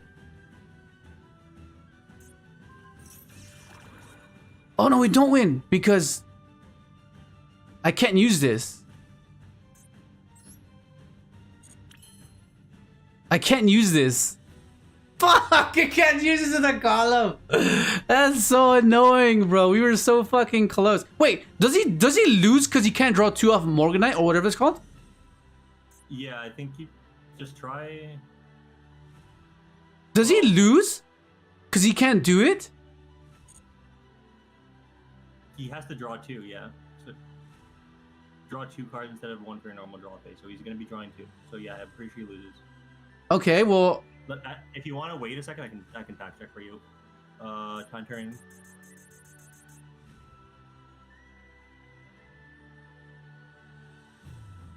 Didn't we fucking? Oh my god, bro. This is such a fucking grueling game, bruh.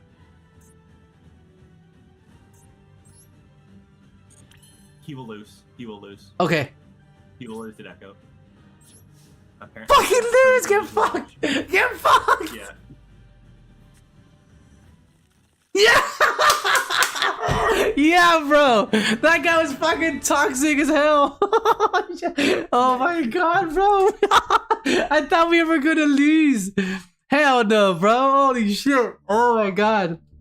Oh my god, this man deserves to lose the way he lost, bro. This dude... in cold sweat right now, but you're like... He's like, what the fuck? He thought he had me. I thought he had us too. But then I was like, no, he has to draw 2. Yeah, GG, buddy. Oh my god. Fucking hell. That was hectic, matey. Oh my god. That's too funny, man. He deserves to lose for the deck he's playing. 2/18/30. Yeah. Necro Valley, Dinah, Barrier Statue, Thunder King, Amano, Awado. What does the guy expect, bro? Yeah, what was that? Thank you for LP. Freaking Reese.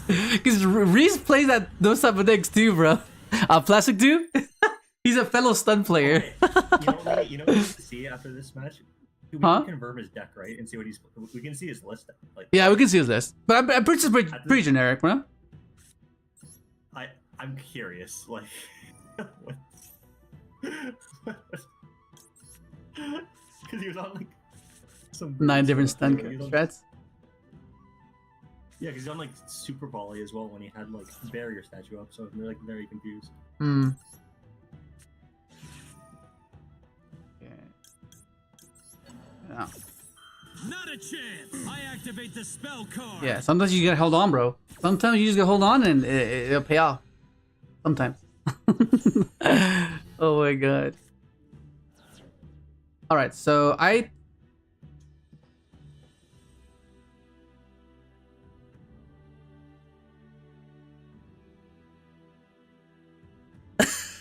Fucking Reese.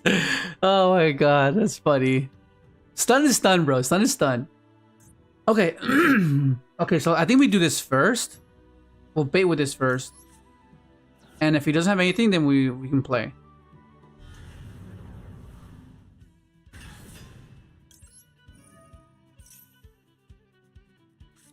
Imperm? Okay, we have to stop that. He just doesn't have maxi, so we'll do that. Not a chance. I activate the spell card.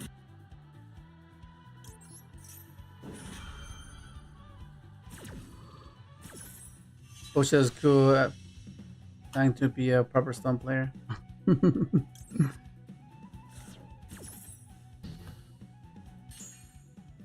Okay, we'll do this.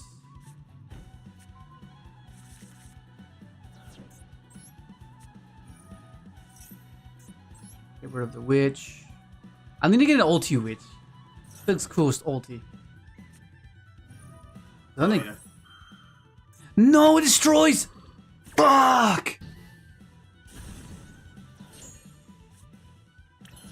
Well. Anyway. Let's get a spell here. Get a spell trap.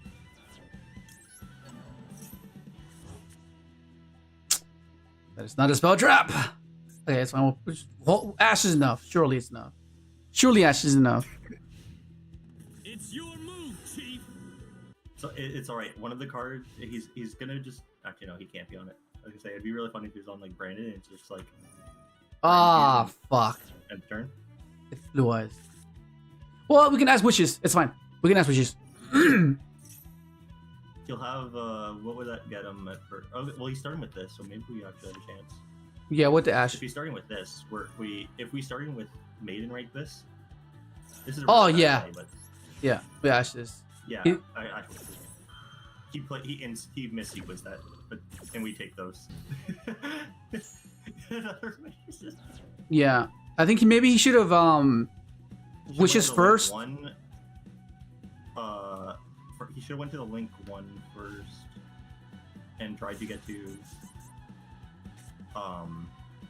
mausoleum if that's out. Not Yeah, like and this. Because then because Maiden can activate its effect on field too, so he could have like tributed Spirit, summoned a Blue Eyes and Maiden, and Maiden effect summon True Light or activate set True Light Star. Yeah. And when wishes, that would have been the correct play. Yeah, because he already had wishes. I think maybe he's trying to bait. What would he try to bait? No, I think he just missequenced it. That's what it is. He did missequence it, yeah. Well, I have to just pass. This is cooked. Now he says another wishes, assuming he has a third one. He can't search it again though. It's engraved. Oh right, yeah. So it has to be either Majesty or Or Roar, yeah. Okay. In which case we can Charmy. Yeah, so he's gonna set either Roar or unless he plays like Ultimate Yeah. Fusion. So put Roar, Majesty. Yeah, Roar. Makes sense.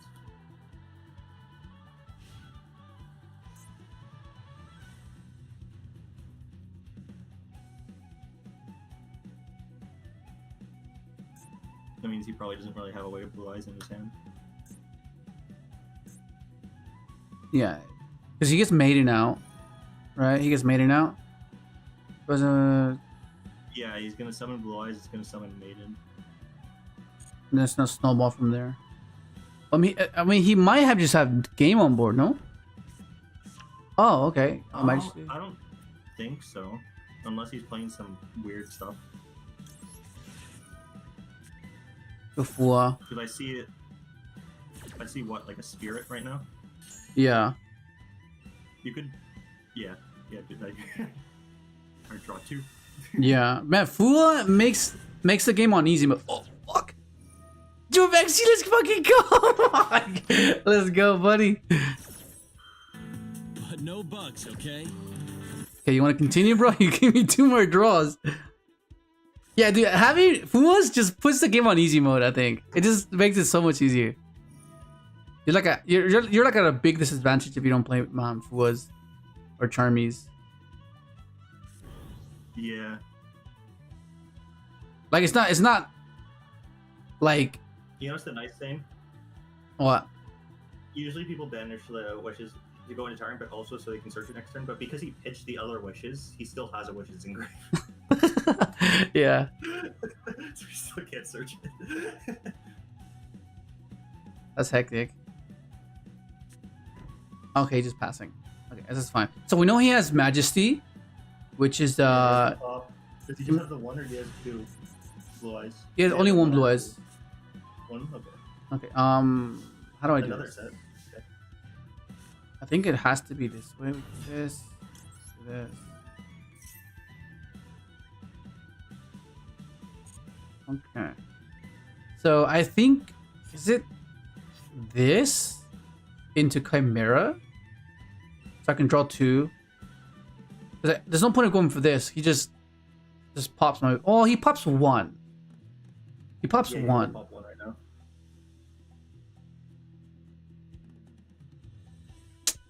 Do this special. He just goes pop 1. What does he pop?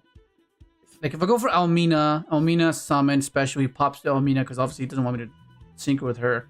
And then this is stuck in my hand. Doesn't do anything for me. So I think I just have to go Chimera. And for 3, pop 1, draw 2. And then hopefully get something off of that. I can pop his True Light as well. Oh yeah. Well, yeah, you can pop True Light. That'd be. Oh, but the only problem, as long as we'd have to get rid of Maiden as well, as long as we can, if we can do that. Because otherwise he just tributes the Maiden next turn. I mean, no, if we pop the True Light, we'll be fine. Assuming as long as he doesn't have a way to like stop the, like the. Wait. Like, I don't get the effect of Chimera. It's not in a place where it needs to be to trigger. Ah. Yeah, no, I messed up. Yeah, I missed timing. I can't trigger the effect. That doesn't target. Pops it. Yeah, I fucked up. No, I fucked up.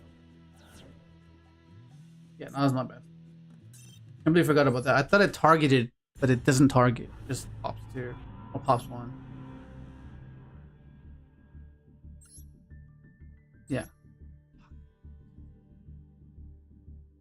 I think maybe we risk him popping the tuner like Sylvie, and then just go into nah. I don't know.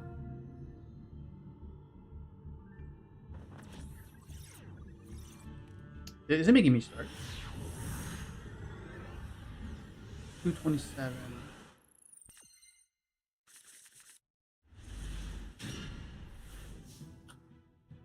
What even was that, boys?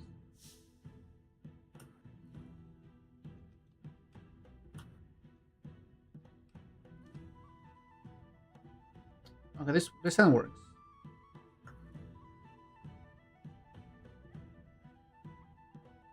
Oh wait, no, it doesn't work. Yeah, this doesn't work.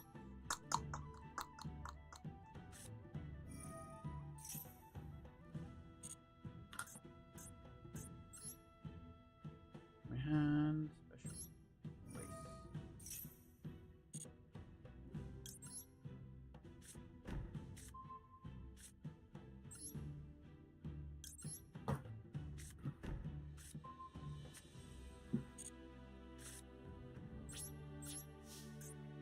We have Maxi and a attack block, a battle block.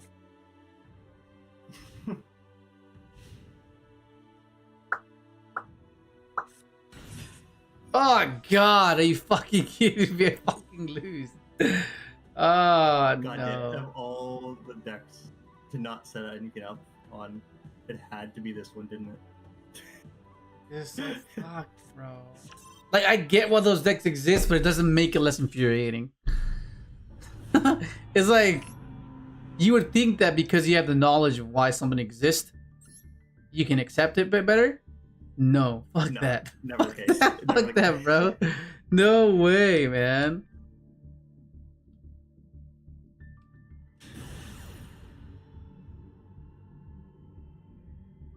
$229.50.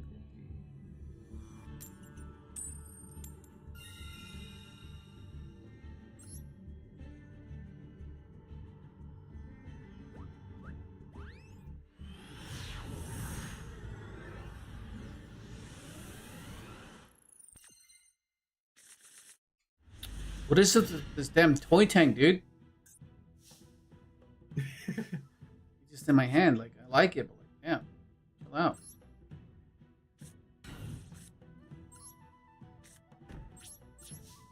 Oh my God.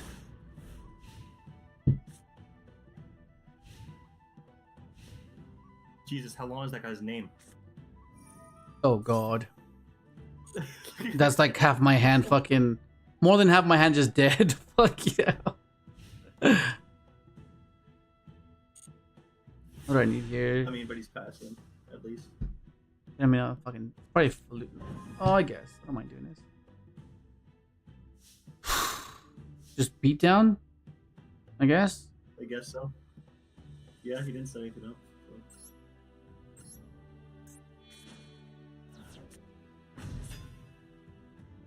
This is when we need Black Rose Dragon. I don't know, if we play Black Rose, it'll be fucking nuke his board. Yeah. Blow it all up. Get it ready. Never want to see it again. Never want to see Dimensional Fissure again. I remember when I first started playing Yu-Gi-Oh! I thought Dimensional Fissure was like an insane card. Same thing with DD Survivor.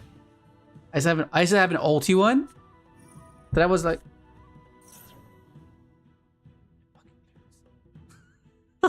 fucking lose. I am fucking dead. Like how, bro? How?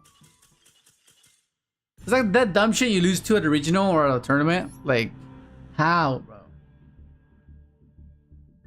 It's the worst. It's part of the D rank game as well, which is devastating.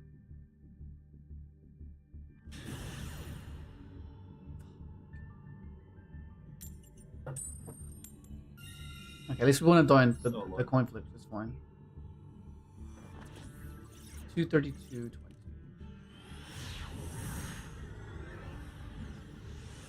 That was Millennium EXODIA.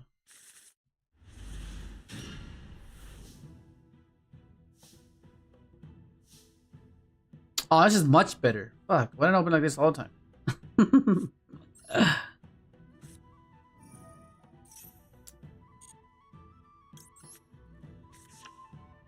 Okay,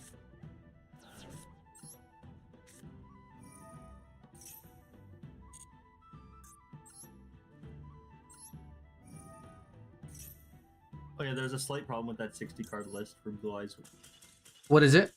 that we were gonna. It was technically for the old format. So while there was triplet talents, I think the Zeus was only in the extra deck because of tactics, because you could steal like detonator. Okay, yeah, but that's like minor changes, so I think the rest would be fine. Yeah, so we would just need to make like a slight tweak. Yeah, it's fine. It shouldn't be. Yeah.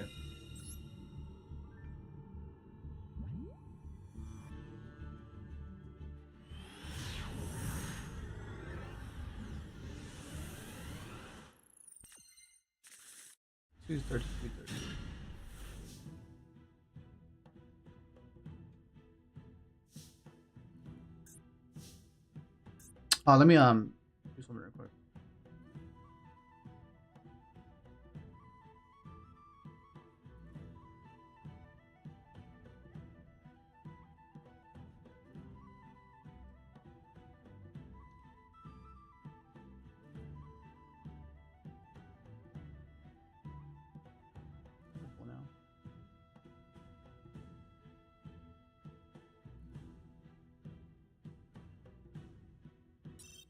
Oh shit.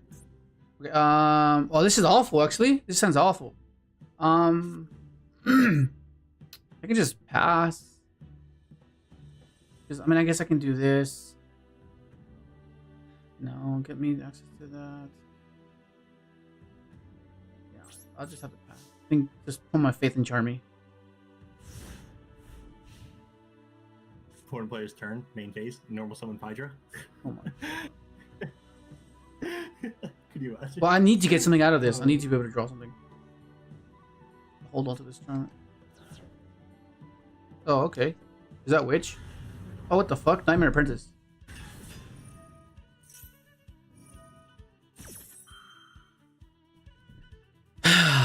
What's this adding? If you discard no more source, you can add an illusion monster from your deck to your hand. It's fine. Just drop a Charmy now.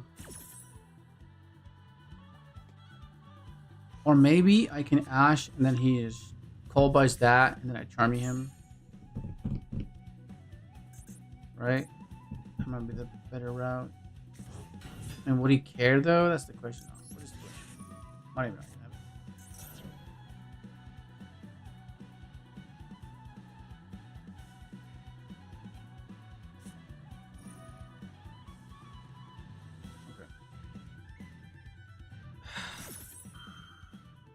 is cooked.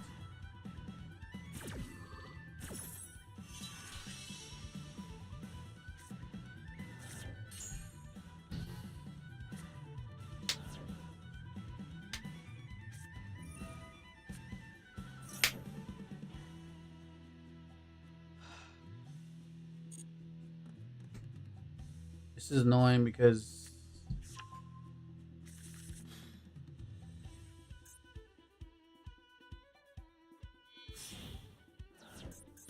what do I care about more? Do I care about fiendsmith more, or do I care about Chimera more? Right? Question. Fiendsmith. Chimera.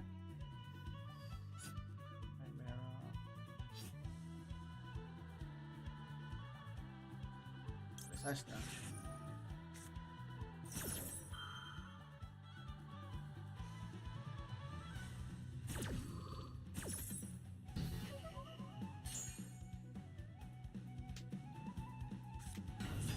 On this stupid turtle.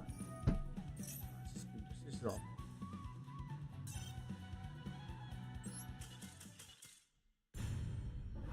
The hell, man! I've been breaking.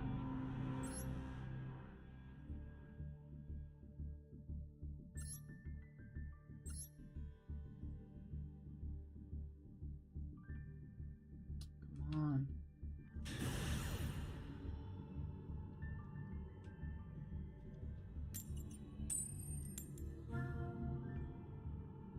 $237.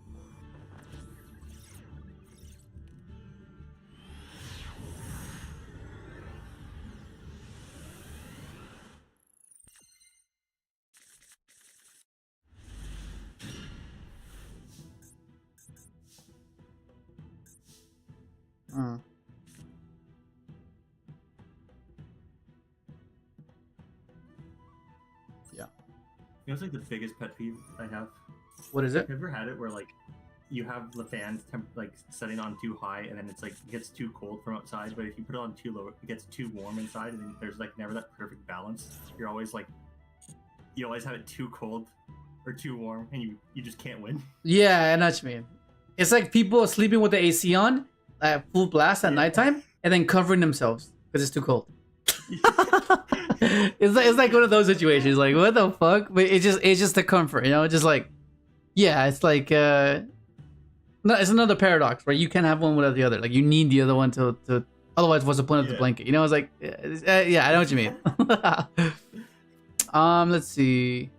What we can do is do this and that. Get the book. I think. No, I think we'll just pass on Charmy and this should be fine.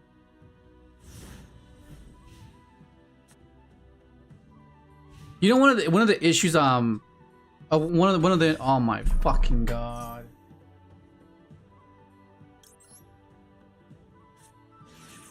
Had a feeling. Like, one of the issues I've had with meta in the past is like I'll play it, right? I'll play it, and then it seems like I have the best hand ever, and you still end up losing, and it's like, how is this the best deck? Like, I question everything. I'm like, how is this the best deck? Like, it just doesn't make any sense to me. And I'm like, fucking hell, dude. It's either people get fucking extremely lucky or fucking that's like, oh my god. Or I get extremely unlucky. Blue Eyes, like, since I'm playing Blue Eyes right now, obviously, the last time I think I played a meta deck, just to put it in perspective, was Dino Rabbit. Yeah, oh, that's a while ago, bro. That's 2012. It was a very long time ago. Yeah, I think that I've never played, like, I haven't played a meta deck since. It was just like a one-off. It was like, oh, I'll try this, and then I just didn't. It just went back. Yeah. You know, I like Dino Rabbit. That was for sure one of my favorite decks. The technical play with that deck was nice. Like, it was fun. It was yeah. fun. The utility of it was really enjoyable. Yeah, because like, of course, there's like a oh shit.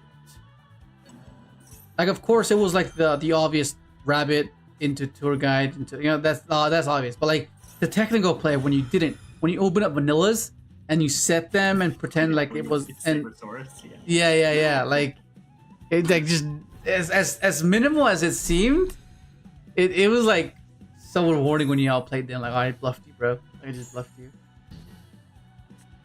That's so cool. Okay, now it's a matter of, does he have an... He has an imperm. There's no way he doesn't have an imperm.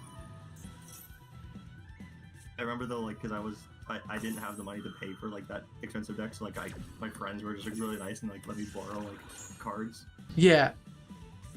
But it was like, obviously I didn't technically own the deck, but like I had fun playing it with when I had the cards borrowed. Because like obviously like, yeah, I live like around the corner from them there. Yeah, no, really that was always cool when you have friends that had the cards that you need to borrow. Like, that was always awesome. Especially if it was like a meta card that they just weren't using for whatever reason. They're like, oh, you're not using these fucking cards that everyone else is? Okay, cool, thank you. That's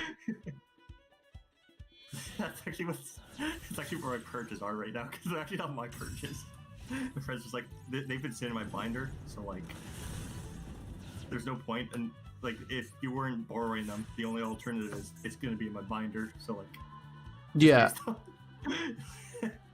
Like, okay. Okay, so I can go into a Baron, pop the set. I'm assuming it's an Imper, most likely.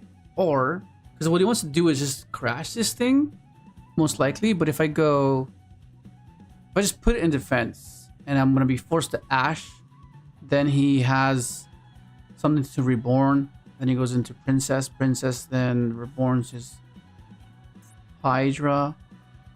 So I think it just has to be, yeah, it has to be Baron. When he activates the field spell, there's a... Wait, let me back check this field spell's name again. I always butcher it. Way where there's a will. Yeah. Oh my god. Man, that field spell was the fuck, bro.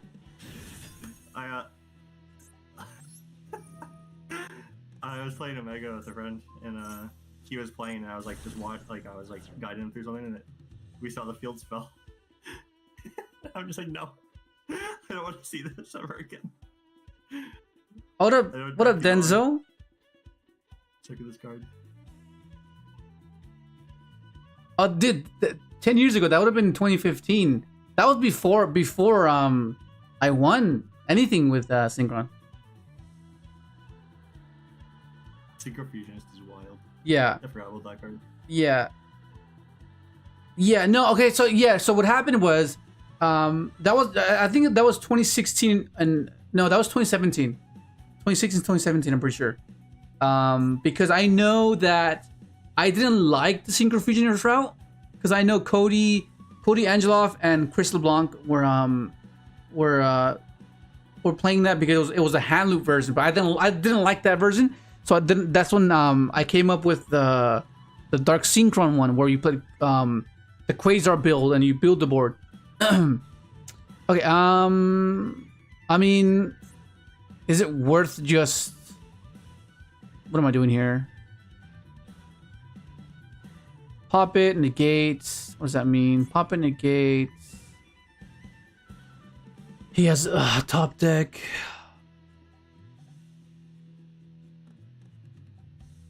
What am I doing? Because he can top deck anything right now, which is kind of annoying. But if I don't pop it, let's say I just leave it, he just crashes it. Effects. Do I just force him to crash it?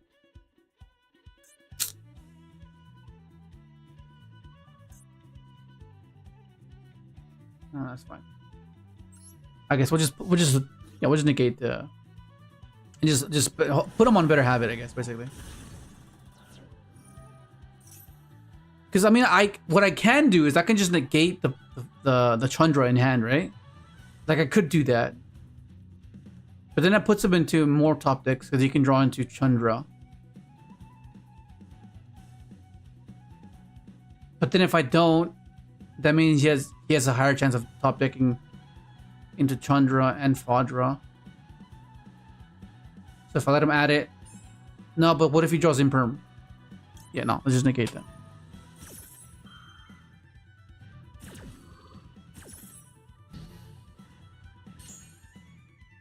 Oh yeah, Hyperlight Baron was insane. Nah, but no, that's cool, man. I appreciate the support. Thank you. Edison. How they translated that field spell. I guess. Okay, yeah. Good. Good, man.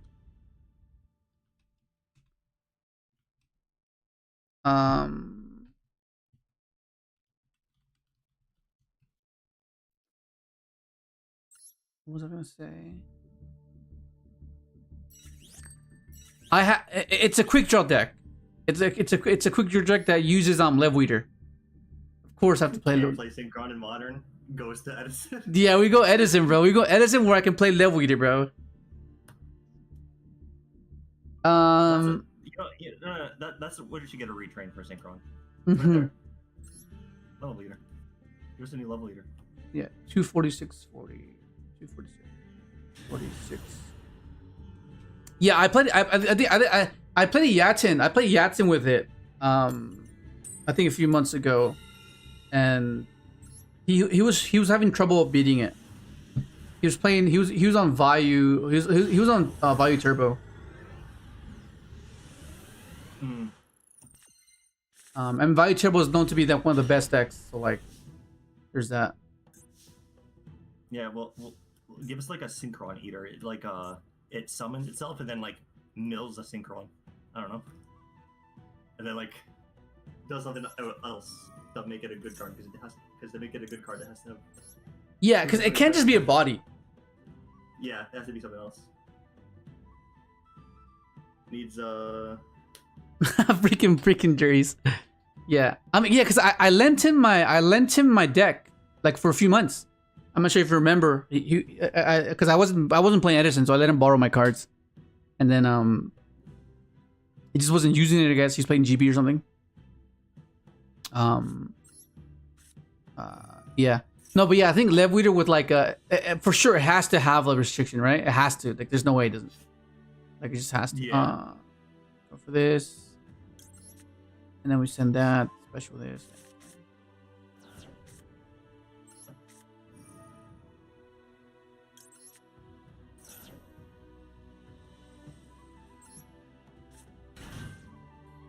This.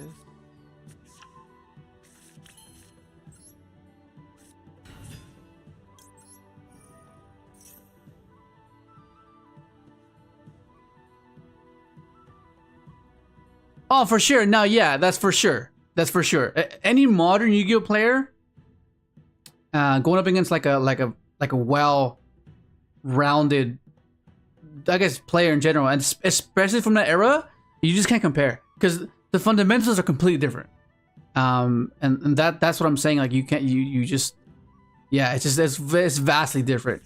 Because like, not to undermine what Yatin has done, is majority of his wins were like through burn, and that's like very like, you know, it's like you can take it for what it is, but like, yeah, but like if you look at the year, the good year that he had was mainly due to the burn, which is like, you know, like I know he's good because like, I basically tried to teach him everything I knew, because we were, I'm not sure if you remember, before because the year after I won the LRDS, before that we were on Discord like almost like every night and just grinding and teaching him like almost every single thing, going bouncing ideas and stuff.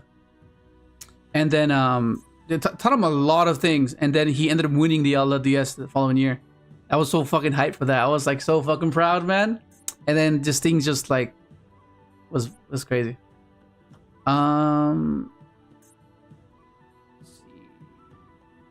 We'll do that. Get deception.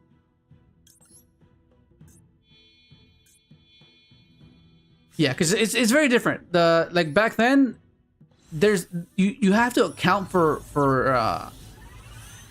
I guess it's a prolonged sequence, right? You're setting up traps and bluffing, and that aspect of the game isn't necessarily a thing now. You can't really do that now. Everything's predetermined by before turn 3, right? You can kind of get an idea of whether you're gonna win or lose before turn 3. Whereas in Edison, the turns are much longer, so you have to set up certain scenarios that can potentially happen, and you need you need foresight for that, right? And it's like it's basically just resources over time versus like immediate resources. Mhm. When you think about it. Yeah. Like, modern Yu-Gi-Oh is very much like immediate resources. You're doing this now. You're doing this now. Whereas in Edison, you're slowly building it up. Yeah, You're exactly. not throwing everything away. You're building resources with tiny interactions over time. Yeah, exactly. And that requires more for like the longer game plan type of approach. Whereas modern Yu-Gi-Oh players can't really do that. They mainly want to see, okay, if I ash here, then their top deck is this. No, the game doesn't end by then because the games are much longer. So you have to prolong it and hold on to that interaction a lot longer. And it's like I mean they'll kind of grasp the concept, right? But for the most part, it's just not the same. You just can't compare. Yeah. What am I doing here? Add into hand. All right, yeah.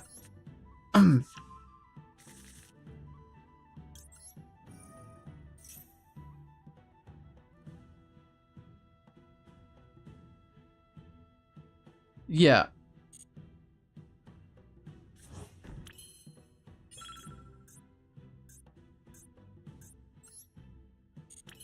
Let's do this.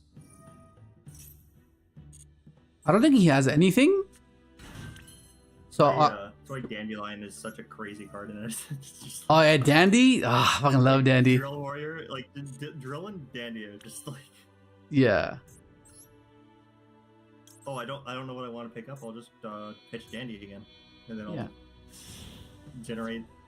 It's just that's why that card's so crazy. It just like generates like a wall, and then like clear cannon. Until you like. We're not playing Synchro, bro. It's in a rough spot right now. We'll add back. I'll just add them back. Yeah. Sorry, you were saying, Excel? Yeah, like because like the thing about like Dandy and Drill is like, yeah, if you don't know what to pick up, you can just like if you don't know what you want from your grave or you don't have an immediate use for it yet, you can just like pitch the Dandy to banish Drill, and then like maybe your next next turn you'll have an idea of what you want to do. Yeah. You can like play reactively. Yeah. You don't have to, like immediately like make a decision. It lets you like be a bit more reactive, like and like let them like make a move, and then you can like predetermine like what you want to do from there.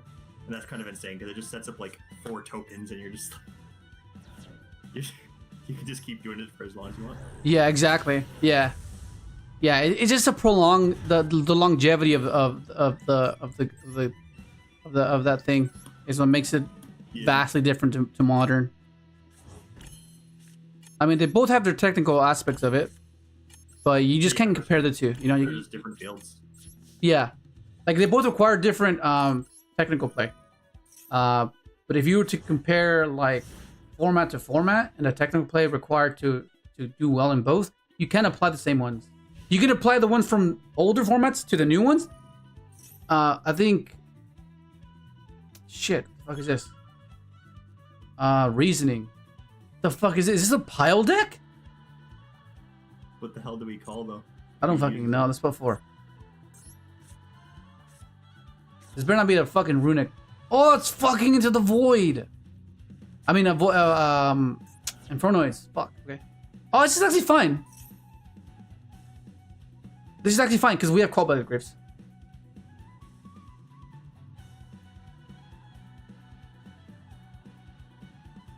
Hang on, I'll finish the thought of the older and modern thing. The last one is an example of PTSD there. That is something that sticks with you forever. Yeah. Attacking in specific order of least to greatest. I guess I have to negate that. It doesn't destroy, which is kind of annoying.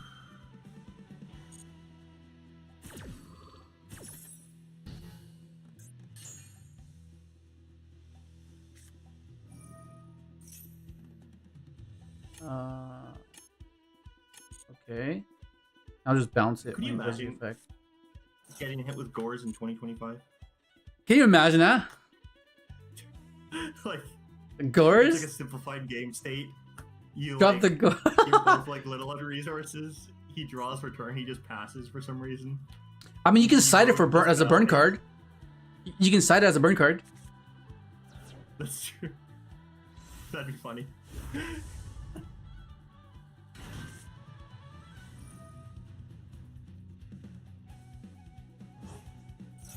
don't know what's happening here. Simplified games. He passes on one card for some reason. I'm not sure what's happening. You don't think of anything of it. You just go battle phase to try to poke some damage in, and suddenly a card activates from hand, and you're just Bruh. Gorse in 2025. I'm running out of time. That'd be crazy. Yeah, it goes back to 30 seconds on your turn, right? Or is it a minute? Yeah, I replenish it for a minute on my turn. Oh my fucking god. I'm fucking dead. I think I just lose. I don't have enough time. I wasn't paying attention. Fucking hell. Holy mills, okay.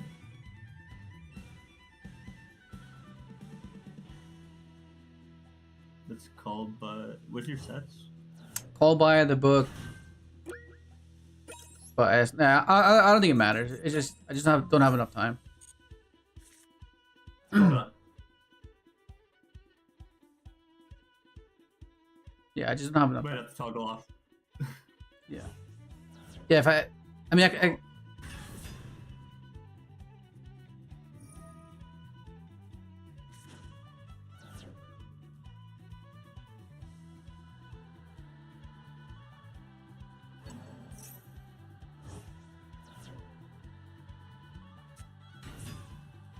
yeah. Pretty much over.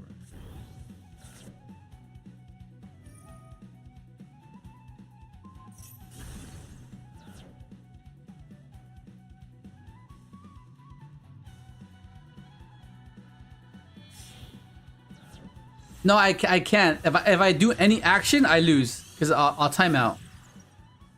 So I'm just letting it be. At least I can get into the next turn, which should be fine.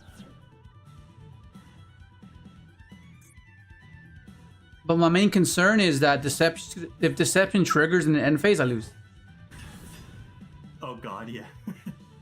Yeah, because I have to click no like really fast.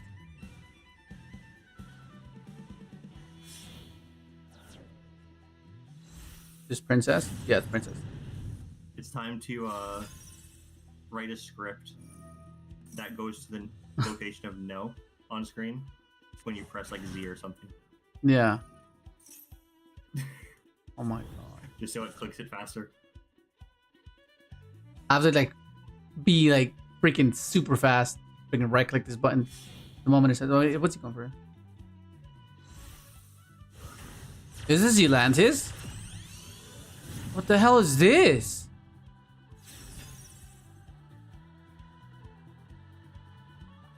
Inferna, I've never seen this thing in my life.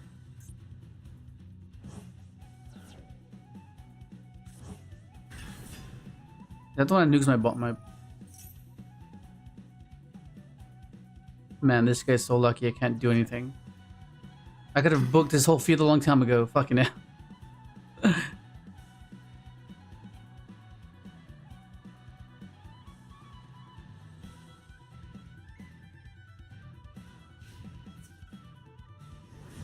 Okay, so I'm alive, but I think Deception's gonna kill me, unfortunately. Do you have a card that you could draw? Oh yes, I'm alive! Fuck!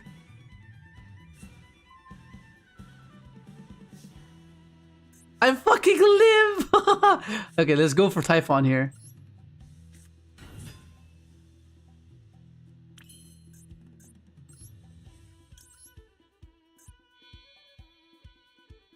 Drawing the tank all the time. Bro, if we live... Wait, do you have any more names in Grave? Yeah, he has plenty of names. Fuck it. Let's just do this.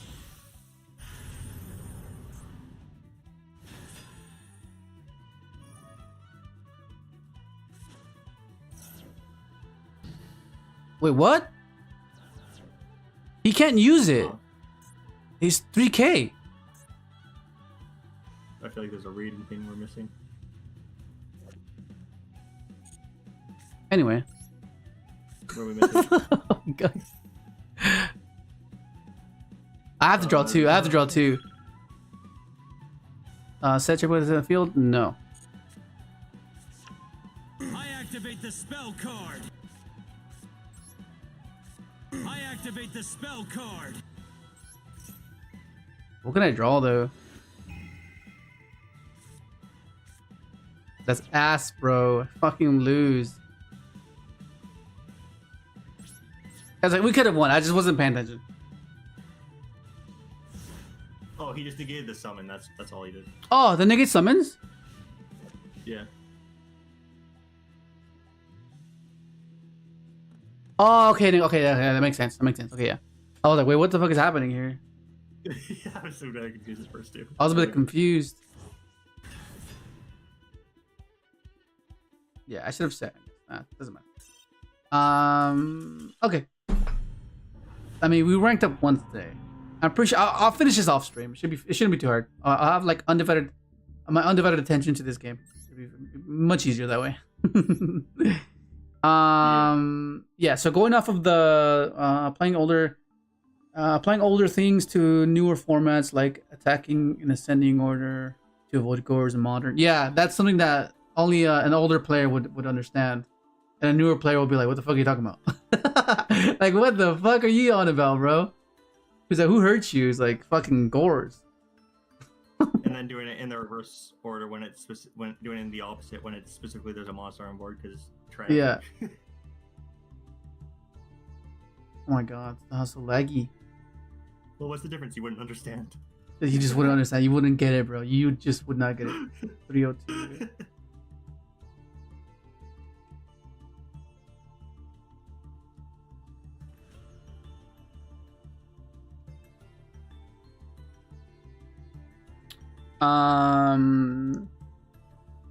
We always negate the Megatron, yeah, and we always call one on reasoning and shit, yeah. Yeah. I wasn't paying attention. Did someone drop the gores on me in 25? Hilarious magic moves and their gores in the main tag for all 2025. Bruh. What up, Mello? On time, don't worry. Fuck. Yeah, I already forgot what my train of thought was gonna be about older players and newer players. Yeah, it's harder to appreciate older formats when you're a modern player, right? Because that all you know is turn 3 and turn 4 and 5 are like rare, and you just don't want to play those turns out. That's usually what modern players do. They're like, just scoop already, bro. Like what you? Well, it's because back then you just didn't scoop. You would just play it out because you saw an opening or a potential outcome that you could possibly capitalize on, and you can do the same. Depending on how far go time and go back there weren't as strict time rules. Like it used to be a lot different. Yeah. It would have been like the next 5 turns. Whoever had the lowest life. Yeah. Is a lot different than what we have now.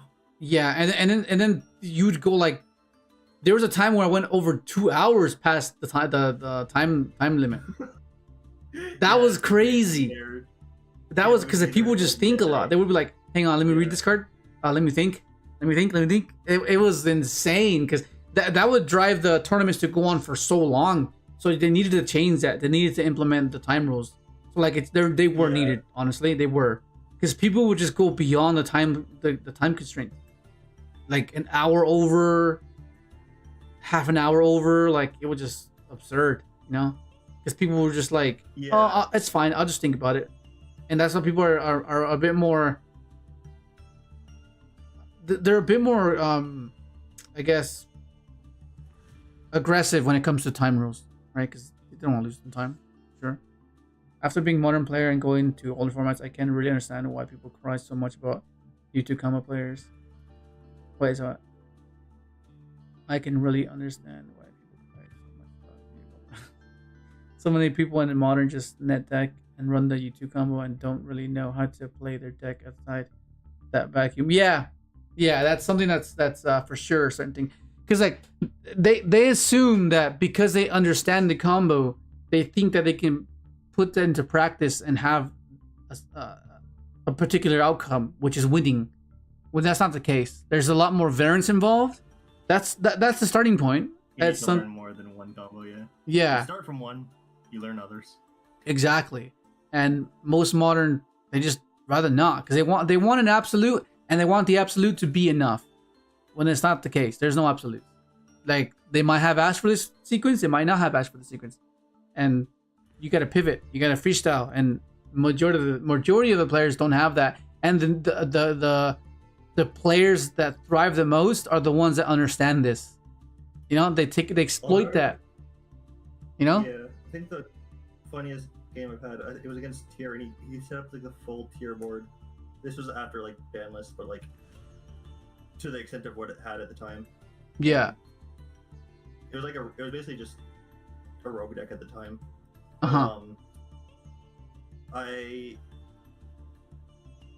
He negated diabellstar, he negated Tengu's with Ash and everything. Yeah. I got to a point where he made Trail level 1 by negating it with Dracostelia. Yeah. But then I like made Dispatter early to bring back Stardust Synchron from the Banished. Yeah. And then just made Speeder. Yeah. With the now level 1 Trail. Yeah. Oh my god, Trail. So good. Yeah. Okay. Alright then guys, that's gonna be it. And I will catch you guys tomorrow. Yes. Alright, so let's try out that Blue Eyes deck. Fucking do you have it built already? Yeah, I have it on the Omega, yeah. Okay.